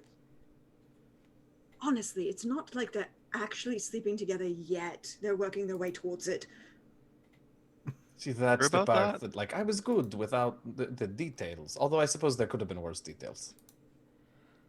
Well, let's I- not paint a picture here, but Well, that's Just what by I'm the saying. noises. It wasn't yet because they haven't, which is. Now I really need to go study this book. I'm within earshot. I mean, Probably. Probably. It's not that big an wow. do we need to get Harold to weigh in on this, by the way? I mean, I you mean, he's could. kind of He over still there. can hear you. You could tell. I You could ask figure him I'm- to come back. Yeah, I figure I'm halfway to the room by now. I But got. you can still hear them. It's a small room. Yeah, it's a small inn. If I Harold? can hear them, then they can. Oh, God. I mean, Zalanis was kind of loud. Oh, no. Oh, What's please, up, no. Bastia? So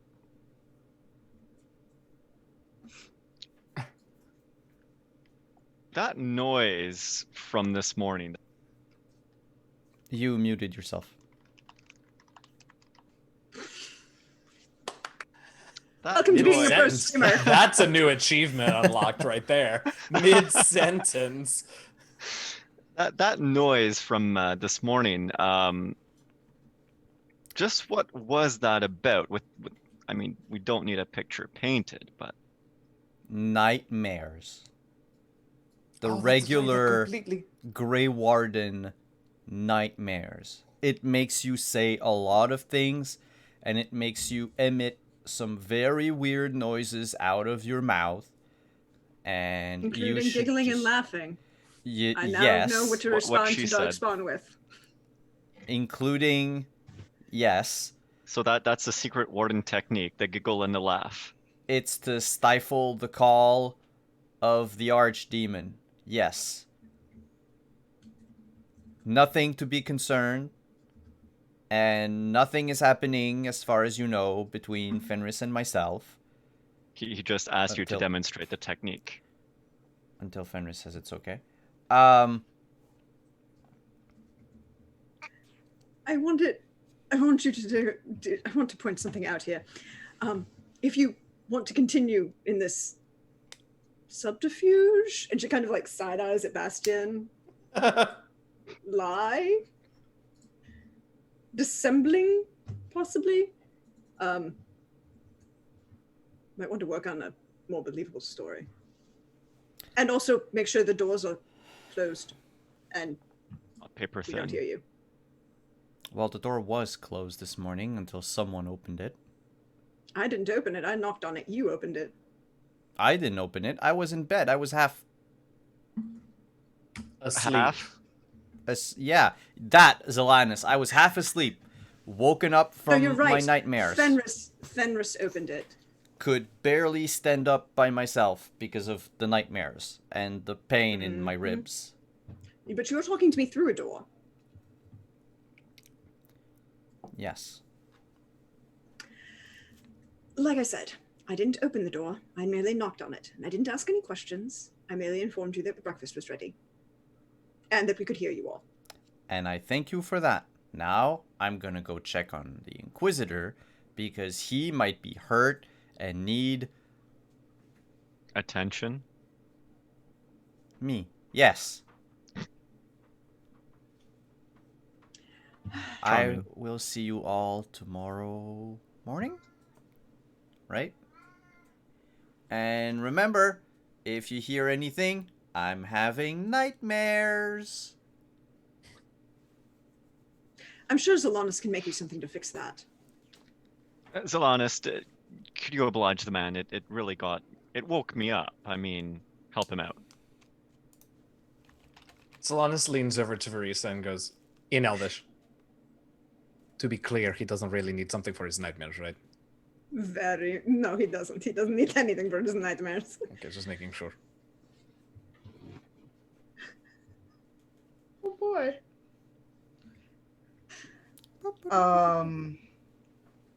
So just so you know, Hawk arranged to get like the last solo room, so no one has to share with Hawk, unless they just want to for comedic effect. But you don't have to. Being the champion still has some weight in favor. Sure. I love how the Uh. champion gets a solo room, but the Inquisitor doesn't. Well, to be Inquisitor fair, still new. True. And one is for Eldon and one isn't. There is that not small fact, and an elf, and Tevinter. So yeah, that at this point in the Inquisitor's tale, he is not yet someone that can command that kind of space. Also, he can't manufacture space out of nowhere. And there's Harold, and there's a whole lot of other things as to why he's sharing a room. But before Harold checks on Fenris, what would you all like to do? I do actually think that because if there's anything about Anders in there, that'll be important for us. So I do actually think that I would like to spend some more of the evening, sort of probably on my own, digging into this book that Bastien gave me. Okay. Bastien, what are you doing? I'm gonna similarly dive into the other book, the one that was still legible, that had some of the lore in it, just to kind of learn a thing or two if I can. Try and understand the wardens a little bit more, what goes on with them. Okay. And magically, the codex entries for the Grey Wardens appear from the Wikipedia that you don't know exists. Yeah. Suddenly, that is what this book is full of now. The codices from the wiki, and you inherit all of the Grey Warden lore that will be publicly available. Verisa, what are you doing now that you have stealthily returned and you're giving Zelanis a hard time? I mean, I want credit. I didn't start giving Zelanis a hard time. That was Bastien. Fair. And she didn't say anything to undermine him in public. Fair. She's watching everything, and she'll keep an eye on Zalanis who's in the main area of the tavern. She's not drinking.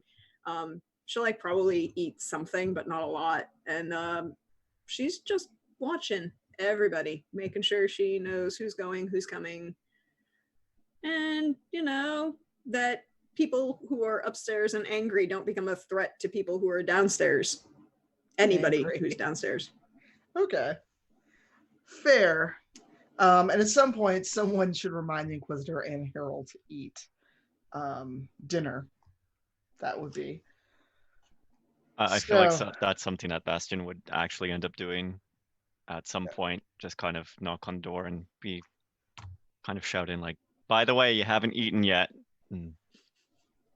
You stay near the door, or No, Okay. I will knock and then walk away. Okay. Harold, what is going on when that knock hits the door? It depends. How do I find Fenris? You find him leaning against the window, kind of like the same way that Dorian is after the confrontation with his father. That same kind of staring out the window pensively. He is unhappy, and he is also a little ashamed that he lost his control like that.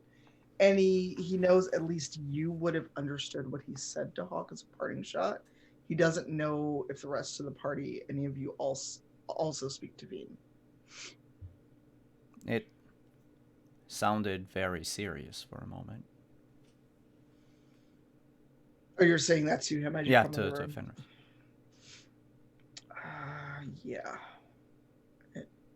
It was pretty serious. And he's not turned around. He's just still kind of staring out the window, and he's tense, and he's trying to. Weirdly, he's trying not to worry you, even though he's upset. But he's trying not to worry you because he knows it's not your fault. Anything you want me to do for you? Anything you need?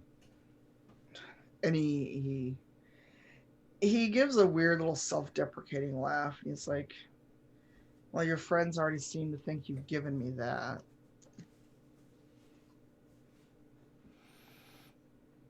Well, they'll talk no matter what happens. They don't believe the things I've said. Apparently my deceptions are as see-through as, I don't know, something that's see-through. You were never good at dissembling, even when we were in Minrathous. Oh, lying is the tool of mages. Well, it was one that we had to learn to survive, in case you've forgotten. Yes, but there's a difference between lying to save your life and lying because your friends are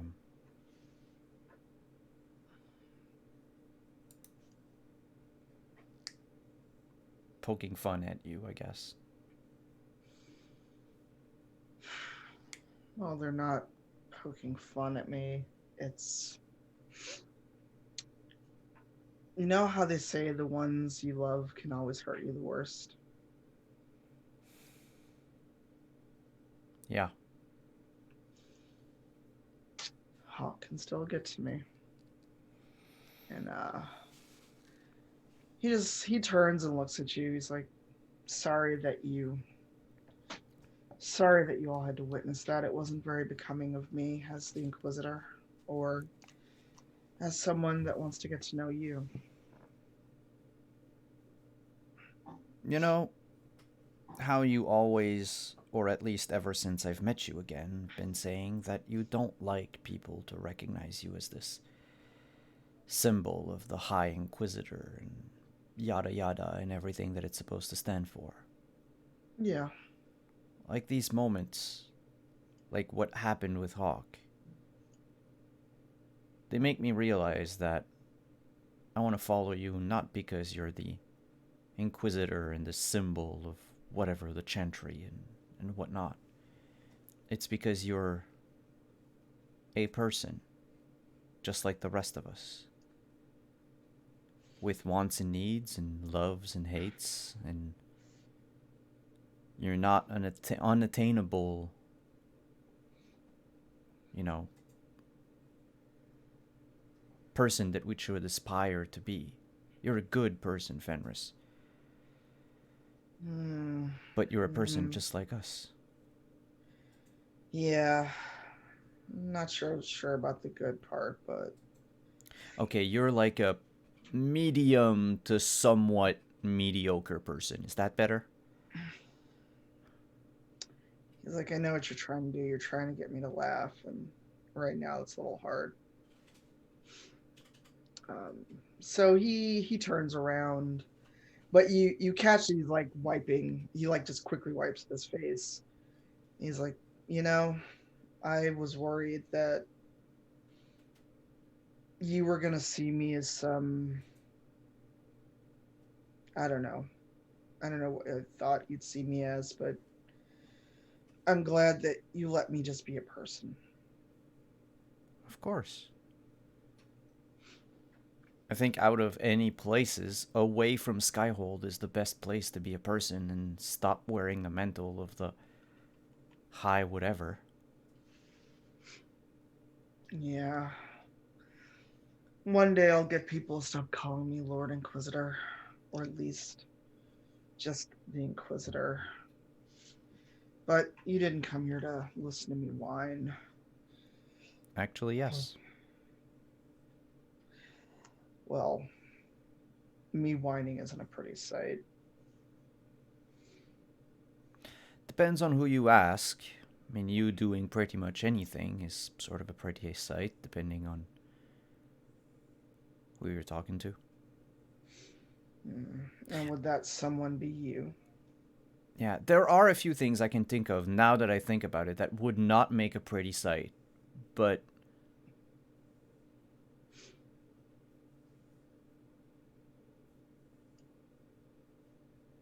we don't need to get into that.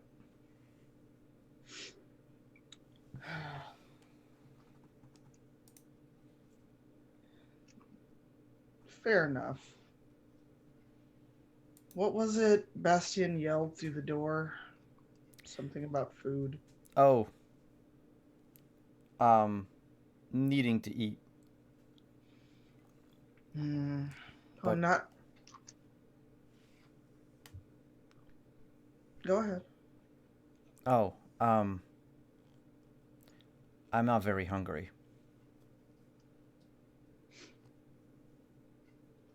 You're not hungry. But, and Harold will take a step closer to Fenris and say, but I guess I could maybe nibble on these lips. Okay, you get a point for smoothness. I'm gonna give you 1 point of something for smoothness. Not bad. Not bad. It's like you could have got more, but Yeah, no, it's good. Yeah, and I'm gonna go in for a hug. a hug or a kiss? At this point, a kiss, if he lets me. He actually will, but it's like a very gentle. Surprised that you are going for a kiss because he wasn't sure if you actually wanted him in that way because, well, it's only been a few days since he got to meet Yeah. you. I think. But Oh no, go ahead. but he does lean in and goes in for the kiss with you. I think in the moment it's not like a kiss with anything like at the back of Harold's mind. Like it's not a kiss to lead to anything else. It's more as a like an improved hug. You leveled up your hug to a Yeah. kiss. All right. So after you or whoever ends the kiss first, what do you say or do? I will say a phrase I just saw in chat that I think is appropriate. Big fucking oohs. Are you saying big fucking you? No, I'm not. Um. Do you want me to go get you something to eat?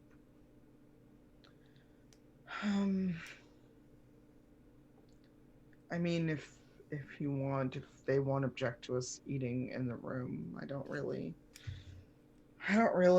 feel up to people. All right.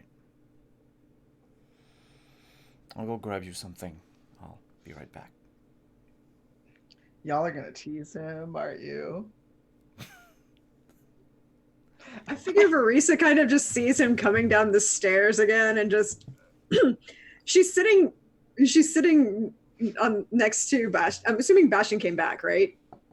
Yeah. I'm like, yeah. She'd just kind of like subtly shift her elbow into your shoulder, like just shift her enough, just not a lot that anyone could actually see, but just enough so you feel it, and just nod towards the stairwell, leaving Zalanis to enjoy the book. Poor Zalanis. Bastion is just gonna kind of look up at the stairs, kind of nod, and just go back to like what he's doing with the book that he has in his hands. In keep, Yeah. I would like your biggest plate of carbs. The feck is a carb. We've got Druffalo, we've got some pig, we've got nug, but there's not much to it. There's chicken. What's a carb? Hello, Raiders. Let's go with pig. Let's eat pig. Let's pig out. How about that? The innkeeper just gives you the weirdest look, like fucking elves, and gives you a plate of the finest pig you have seen, at least on this trip, and some root vegetables, and also puts a couple flagons of ale on a tray and slides it towards you. And is that your frickin' carbs, or I think that it some- is. is that some elven thing? Just ask for some meat next time. All right. I will stuff my face with this meat. Thank you. I bet you will. Innkeep's supposed to protect the privacy of his client. God damn it. It's an inn, not a brothel. So are you taking your carbs back to bed? Yes. See, everyone, we are going to share a meal. No one is going to eat these delicious slices of pig from anywhere else but this plate. So keep your minds to yourselves. Away I go. Verisa, Yes. where else would they eat the pig from? Zalanis, Yes. don't bother yourself with Okay. silly questions. All right.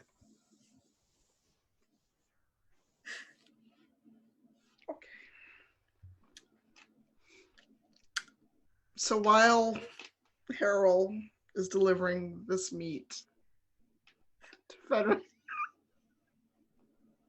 what are the rest of you doing? Because no, Mavia and Bull are still nowhere to be found. You figured they'll find their way back to the inn eventually, so you're not concerned with them. What is Logan doing at this point? Oh shit, Logan was here! Oh yes. Yeah, I think that's what he's been doing is well, oh god, wait, nobody heard all of this. I was gonna say he's been sort of trying to keep a low profile, because, you know, reasons. But that's an excellent point. He has been here the whole time. I mean, he doesn't have to talk, but I'm just wondering because everyone came back except for Bull and Mavia. So Aren't you happy? Aren't you proud of your recruit, Logan? Have I made you Yeah, proud? there's no way he's letting you do the joining for somebody else. Depends on the kind of joining. Oh, come on. There it is. F's in the chat.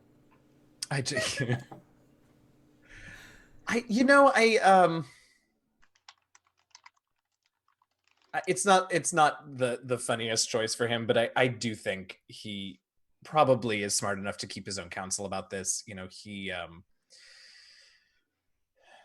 I don't know, even after 10 years, I think, I don't know, my take on him is that he still has to, spend at least some of his energy every day sort of actively living in the present and not the past. And I don't know that he's the ribbing type. Fair. That is totally fair. So go ahead. I think if it gets late enough and Varisa's been there and she's clocked everybody's back except Mavia and Bull, she would ask someone where they are, because she wasn't there when she doesn't know. Like, she knows that they went off, but she doesn't know that they never came with everybody else. Okay, like, so she'd who probably should ask? it depends on if Zalanis is reading or not. I mean, he is, but it's a slower process, and I don't think he is so deep in it that he would object to being interrupted. Although I don't know that he has too many answers for you. But I think we are missing two. Oh. Yes, the Kunari that I healed and the dwarf. What's her name? Mavia. Mavia. They left. I was a little distracted for much of today, but they left at some point before Hawk arrived. No, I didn't know they didn't come back. All right, I didn't either. Keep an eye out. Yeah. Something tells me between the two of them, they can take care of themselves. Yes. They'll I'm be sure. fine.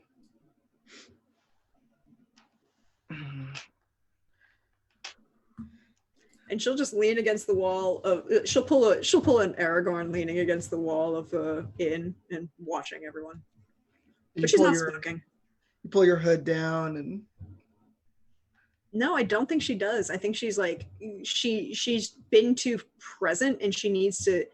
I think she's the reverse, that she wants people to see her as a threat, so they don't see her as a target. Okay. All right. That's fair. I just had this image of Arisa in the same kind of. Don't mind me. If it was broken my pipe. If she wasn't with a whole bunch of other people, yeah, she'd be totally hiding in the back corner. But nice. She's supposed to be working with people, and there's Zalanis, and it's like, see me as a threat, because I will wreck your shit if you mess with my friends or the people I've been hired to protect. Fair. And in the meantime, Blackwall has been avoiding Harold and Logan. He has been listening. He's also kind of trying to not so subtly eavesdrop on Bastien talking about these books that he found in the Warden Way Station. But he is a little too leery of drawing Logan's attention as the most senior warden. So he's not just going to come over and sit with you, but he's going to sit at an adjacent table and have his dinner and try to listen for any snippets of conversation between Bastien and Zalanis. So is there anything else before we get back to Harold and his meat delivery? Oh, come on. I'm sure you have some roleplay to do. I mean, I think Verisa might ask the over-under on how quickly that meat disappears. I think you mistook top and bottom for over and under. There's a difference between the. No. One involves odds and betting. But she's not gonna. Like she said, she doesn't. She's not making fun of Harold if he actually has something going with Fenris. She'll make fun of his bad attempts about lying about it, but she isn't going to make fun of him for actually having a relationship. Now I wish I'd had more than just wine.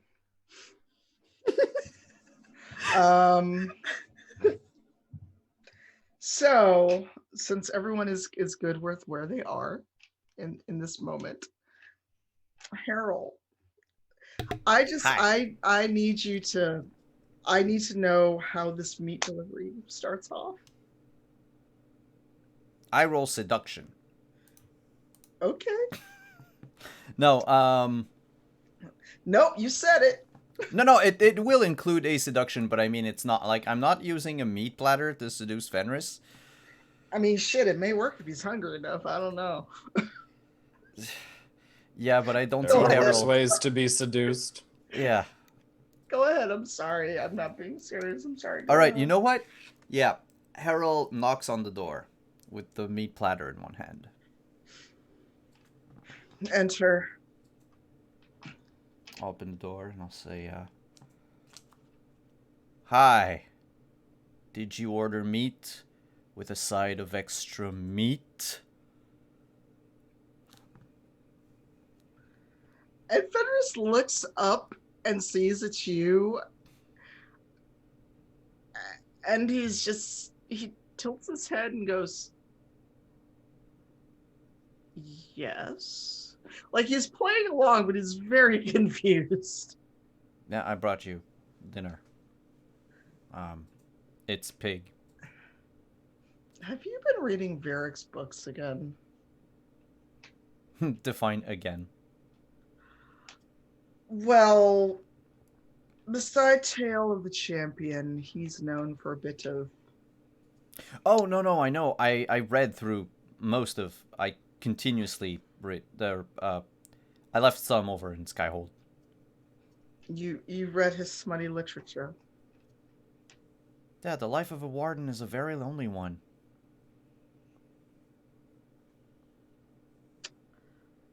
Because that sounds like a line right out of one of Varric's books. It is. It's from The Griffin and the Lion, chapter 4, page 83, right before they get to the lake scene. The lake scene. So now you piqued his interest. Now you have to keep going with this. Well, I can't really reenact it here because there's no lake. The only lake there's nearby is like the flooded old Crestwood, and you don't want to do anything in the waters of flooded old Crestwood. But I think I'm killing the mood.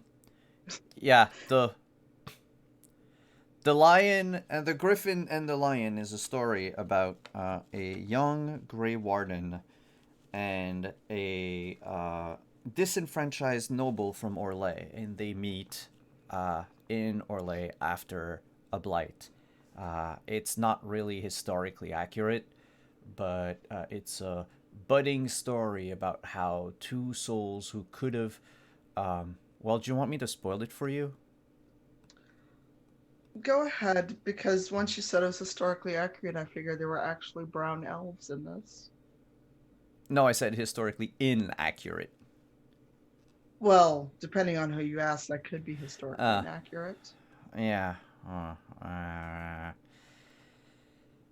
Anyway, yeah, it happens. It so happens that their lives would have been intertwined, regardless, had one not become a Grey Warden and the other had stayed at the academy to become a bard, where they were supposed to be trained. But they end up realizing that they were meant for each other, and then they bone in just about every location for 6 chapters. Wouldn't that be exhausting? I mean, they take breaks between chapters, but you know what they say about the stamina of a Grey Warden. And at that, Fenris leans in as you're sitting at the table, he's like, no, tell me.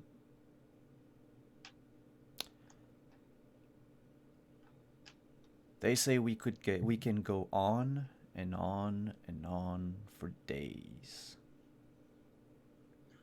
Days. I mean, if we ration this pig, we might have enough to last us for maybe a week. Just depends on how exhausted you get. Well, we don't have a week, as whatever your companion found, the trail will get cold, and as exciting as that sounds. But do we have a night? We do. We definitely have a night. And that's gonna If be my not seduction more. roll. Okay. I'm gonna try. Okay. Well, that's a 17. 13. Blah, 13. No, that's pretty good. It is good enough for a Fenris that is having a hard day, is a little bit emotionally compromised after the knockdown drag out fight, and has been nursing feelings for you since you walked back into his life. So that does work. So in a TOS friendly manner, what do you do for seduction?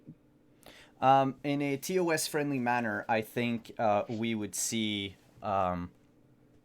Harold get up and approach Fenris.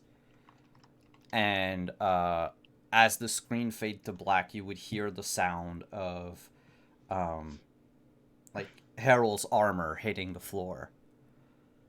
Okay. And the sound of like many belts being unbuckled, and then of bed sheets being ruffled,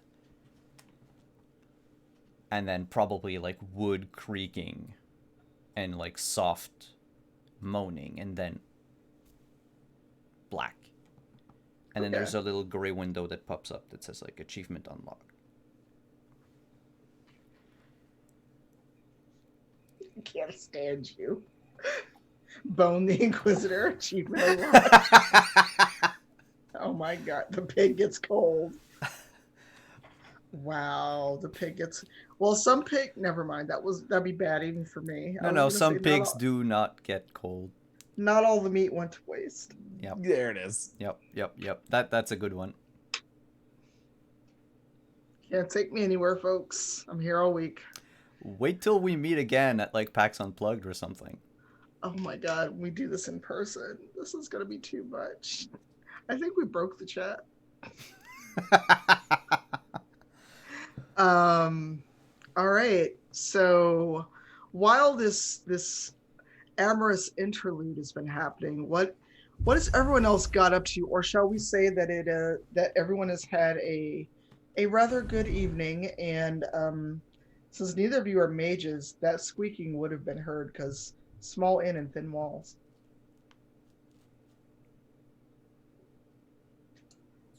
I don't know. I think that'd be probably about the night for Verisa. She's just sitting in a corner watching everybody. Okay. Probably like cat naps there. Doesn't even go to bed. Really just stays there. And like smirks slightly when she starts hearing the noise coming from the Inquisitor's room. Okay. Doesn't say anything, just smirks. Yeah, and at some point, Hawk does come down for dinner. And as Hawk hears those noises, he throws his beer stein into the fireplace and tromps back upstairs. He's not a happy boy. Oh, fuck. And you gotta travel with Hawk come morning. I think Verisa just kind of raises an eyebrow at that excessive over emotion from Hawk in, you know, like makes a mental note of like, okay. And just kind of keeps an ear out in case he decides that he wants to be a little bit more aggressive and continue the fight again. Yeah, Hawk is not. He's in a weird place where he said he was fine with not being with Fenris anymore, and he was fine until he had evidence of Fenris moving on. So, like most former jealous lovers, he is not really okay with it. But he won't say anything, but he knows that you all saw him lose his temper again. And with Hawk's ill-mannered show of temper and everyone going about their business for the evening, Blackwall, again, is hiding out and sulking as much as a grown, burly man would around strangers.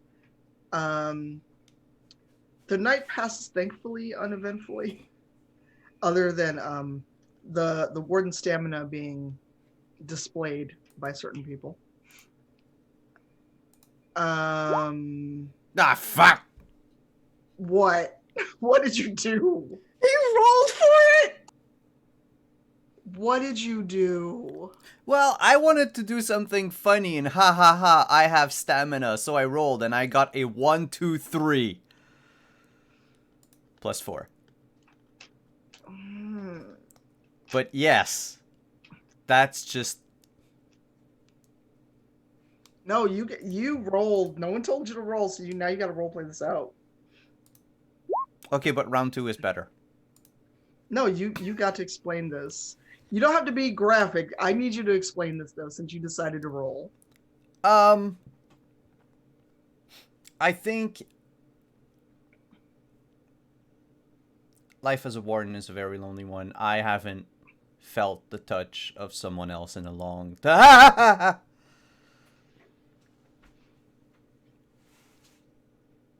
There you go. Do you need anything more? So that was round 1 or round 2? That was round 1. I mean, come on. Okay.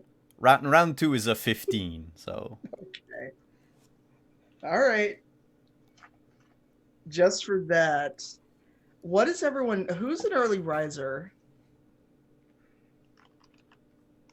I think Solanas probably is, just to get some outside time before breakfast and before it's time to, be social. What is funny? Oh, you're looking at chat. Okay.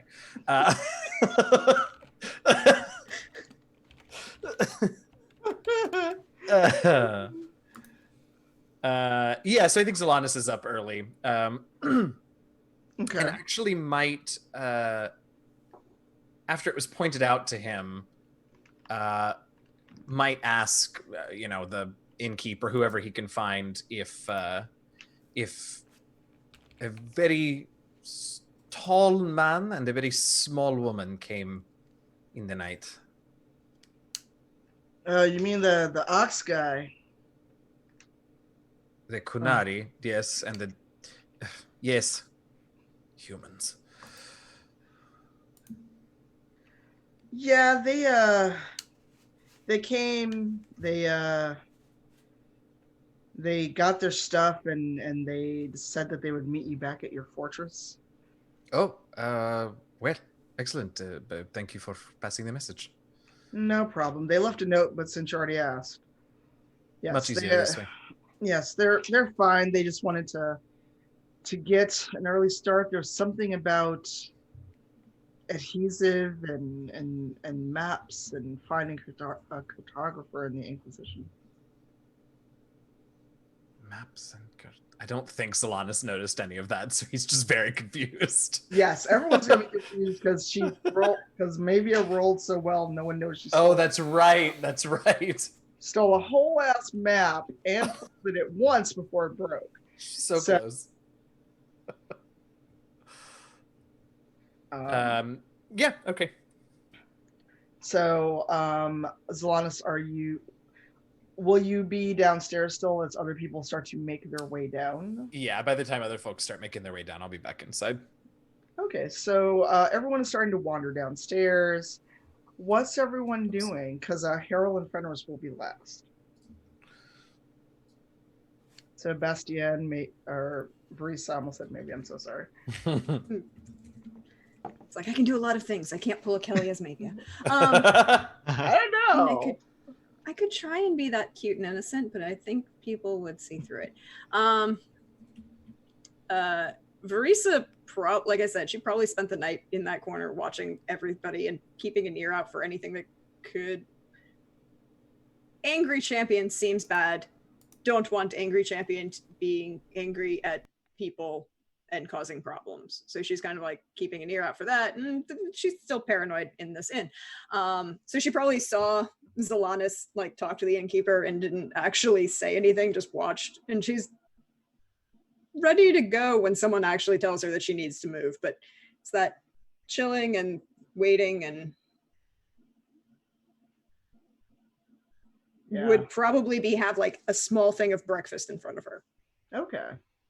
Logan is sitting and he notices Blackwall, so he goes and kind of chats up Blackwall to try to get a feel for him and also confirm what Harold told him about him being a false warden / recruit.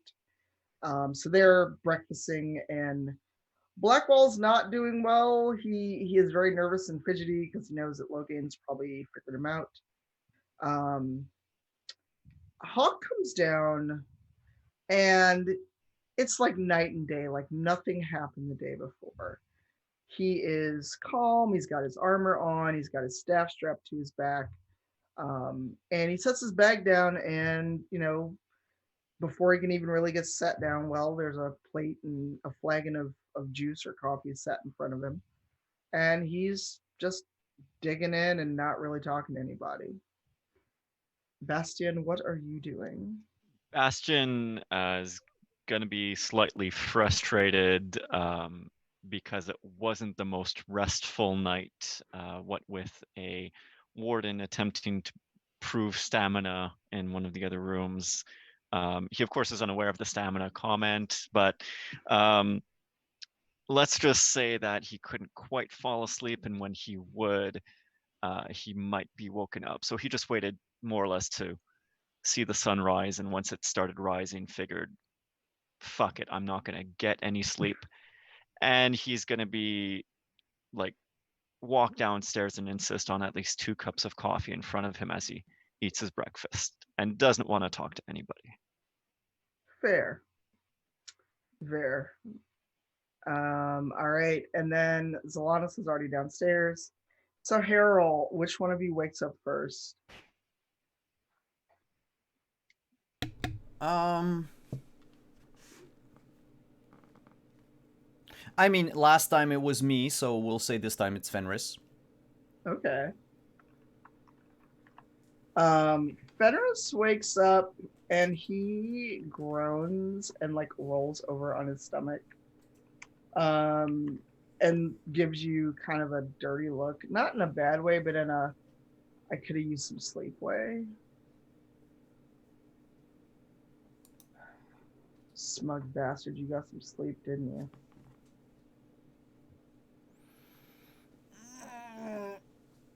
Oh, good morning.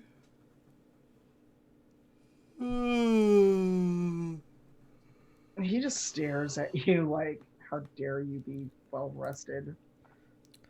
I don't need much sleep, I think. You want me to go grab you something to eat?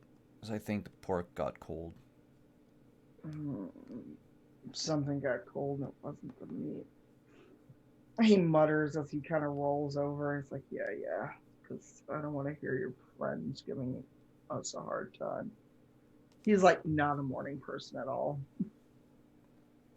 Also, if it's of any importance, between you and I'm not the one who stole all the blankets last night. We're from Taventer. I was cold. The entire world is cold. Except... No, it's not. I was gonna say something very, very, like, smooth, I think, but I'm not awake enough. I need some coffee. He like almost imperiously waves off, like, go get us some coffee. He's grumpy about not sleeping, but he's not grumpy about why he didn't sleep, if you get my drift. And I think by the time you come back, he has fallen back asleep. Oh, great. I will leave like his breakfast on like the table next to him, like not too far away from the bed. Mm. But I'll let him sleep, and I'll join the others downstairs to you know, try to delay us as long as possible to let Fenris sleep a few more minutes. Oh, this will be so good. So, what do you all do when your conquering hero shows up?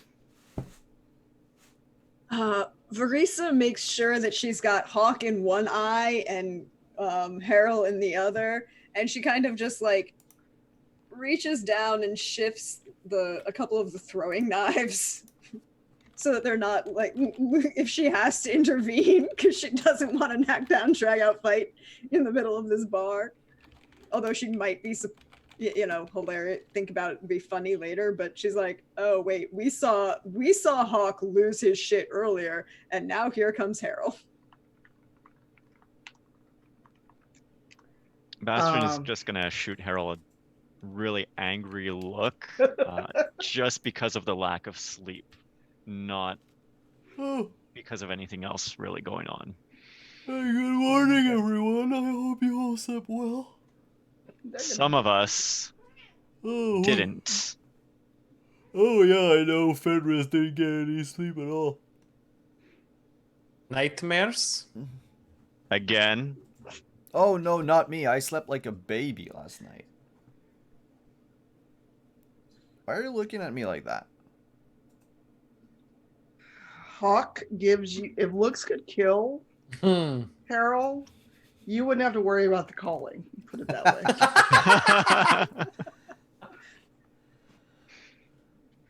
way. He doesn't say anything, but he is not happy to see you.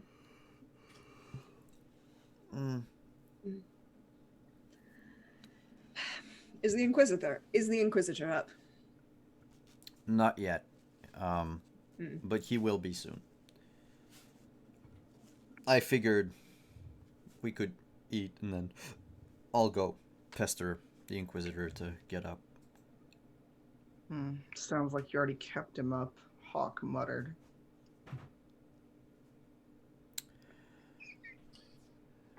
Oh. If you two hadn't fought, you could have joined.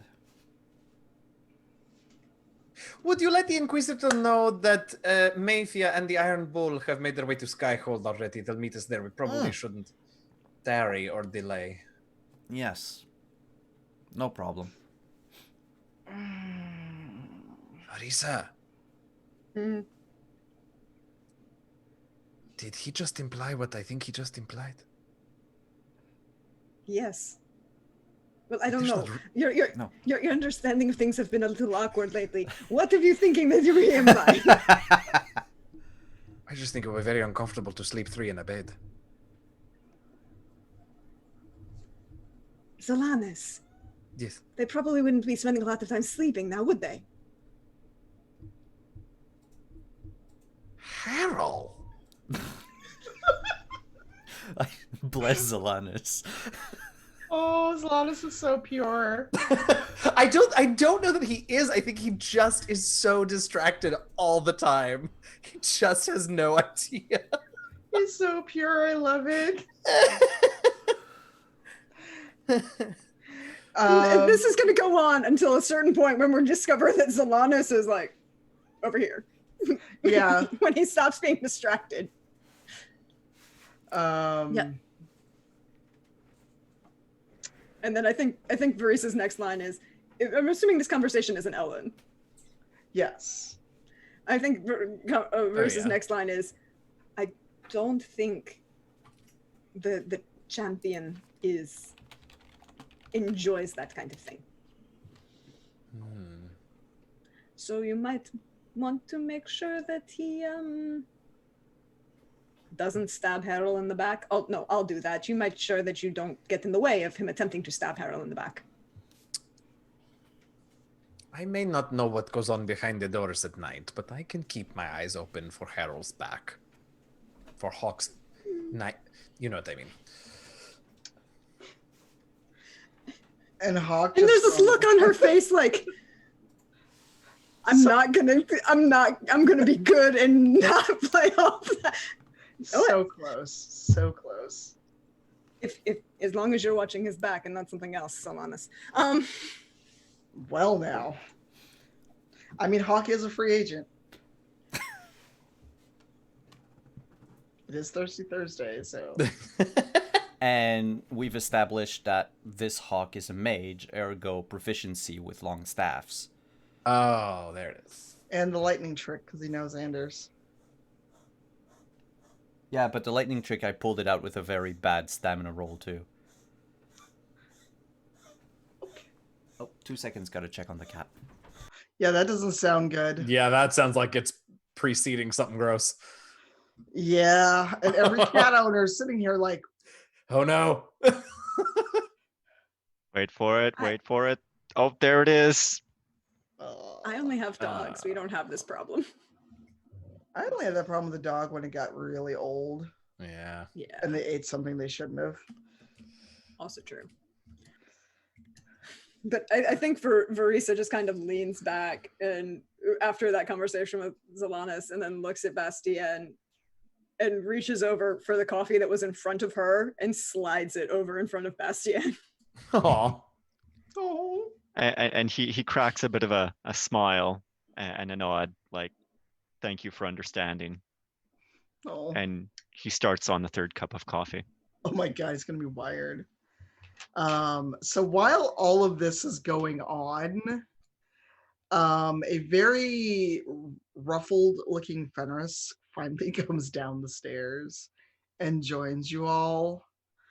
And he sits across from Harold and he just doesn't talk much. He's got the food that Harold left him. And before he can even say anything, Hawk gets up and he doesn't storm out. He just gets up and like that stiff back, fine if I must endure your presence. And they'll probably be okay, but that was a nasty fight and they haven't had one in a while. But he goes out and he's like, I'm going to go check on the horses so we can get going, since the others are already on their way. Oh, kitty. I'm sorry, I'm like, poor kitty. And Hawk, okay. And Hawk wanders off. He's grumpy, but he's going to use that excuse to go check on the horses. And is there anything else you want to do? Otherwise, we can say that you all are going to muster the troops and everyone that should be going back with you and start on the way back to Skyhold. But, Verisa, do you want to do your sneaky tracking thing or save it for next week? You can save it for next week. Okay. So next week, we are actually on the trail of said apostate that everyone is looking for various and sundry reasons. And unless anyone has anything they'd like to do before you actually hit the road to Skyhold, and Verisa shares what she learned on the trip back, I think that's where we'll call it for this week. Now, make sure before I say that, has everyone gotten to do what they want to do? I mean, I did twice. You opened the door, Tanya. Oh, I know. That's why I did the badum tits. So with that, you're finally on your way back to Skyhold, and we will start next week with maybe I have Kelly on the brain, with Verisa sharing what she found as she tracked our wayward apostate. So that's it for this week. Thanks, y'all. Thanks for coming, everyone. Thank you to all of you who hung out in chat. Thank you for the raids, the donations, the subs, the follows, everything. Thank you to all of you watching on YouTube. It's always greatly appreciated to know that we have fans on the other platform. Thank you to our sponsors, Mage and Press, Found Familiar, Look at them. Look them up at store.mageandpress.com or foundfamiliar.com, where you can both use code WanderingDM to get 15 and 10% off respectively. Big thank you to our partners through the Diceomancy program, Level Up Dice. Check them out with the purple torch down below or with the link in chat if you want to get your hands on some shiny new dice. But before we go, let's just go around the table. Tell us who you are and what you have going on. Where can we find you on the internet? We'll do same order as the introductions, so we'll begin with Deirdre. Oh, hey, y'all. You know me. I'm at Deirdre Donlin on Twitter, or Praxagora Thesmia as you see me hanging out around Twitch. I love this. This was hilarious. I loved all of it and encouraging things that are going on. Hey, I get to have fun. But as for me, you can find me tomorrow morning over on my channel as we continue the week of Aphra Bean, which is she is a 17th century English woman playwright who wrote farce comedies, and as Eugenio will tell you, the thirst in her comedies. It was early to be that horny, but we did it. Also true. And then tomorrow night I'm back here for some Cyberpunk Red on other than that, check my Twitter because I was supposed to post where I'm going to be and all the fun things I do. The only other last thing I'm going to plug is that on Tuesday, Adventurers League released the adventure that I wrote for them. It's a tier 3 adventure. It's part of a trilogy of adventures that take place in Avernus. Check it out. It actually turned out pretty well and we like it. So see, that's me. Thank you for coming. Andrew, where can we find you? You can find me at Anderful1 on Twitter. Otherwise, I'm here every Thursday with this great bunch of human beings having so much fun and getting up to no good in a very good way. And that is it for now. Maybe in the future I'll do more, but who knows at this point.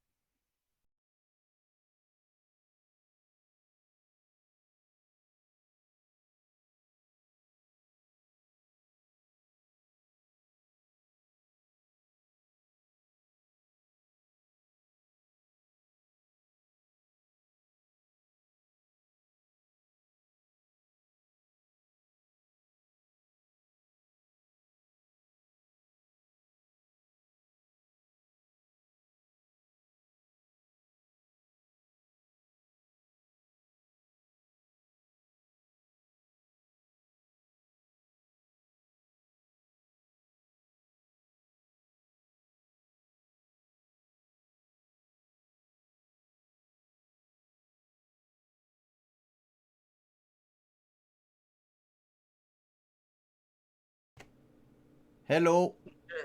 Hello. Yeah. How about now? Can you hear me now? Yeah. I must have hit the mute key by accident. Oh, I see how it is. I see how it is. Can you do that again, please? Put my click of invisibility back on. Yeah. Yeah, hi everybody. I'm Eugenio, also known as DM Jazzy Hands. You can find me on the Twitters at DM Jazzy Hands. I'm the DM and producer of an actual play podcast called The Last Refuge, 5th edition D&D. We drop new episodes every Wednesday. You can find us on Twitter at DND Last Refuge.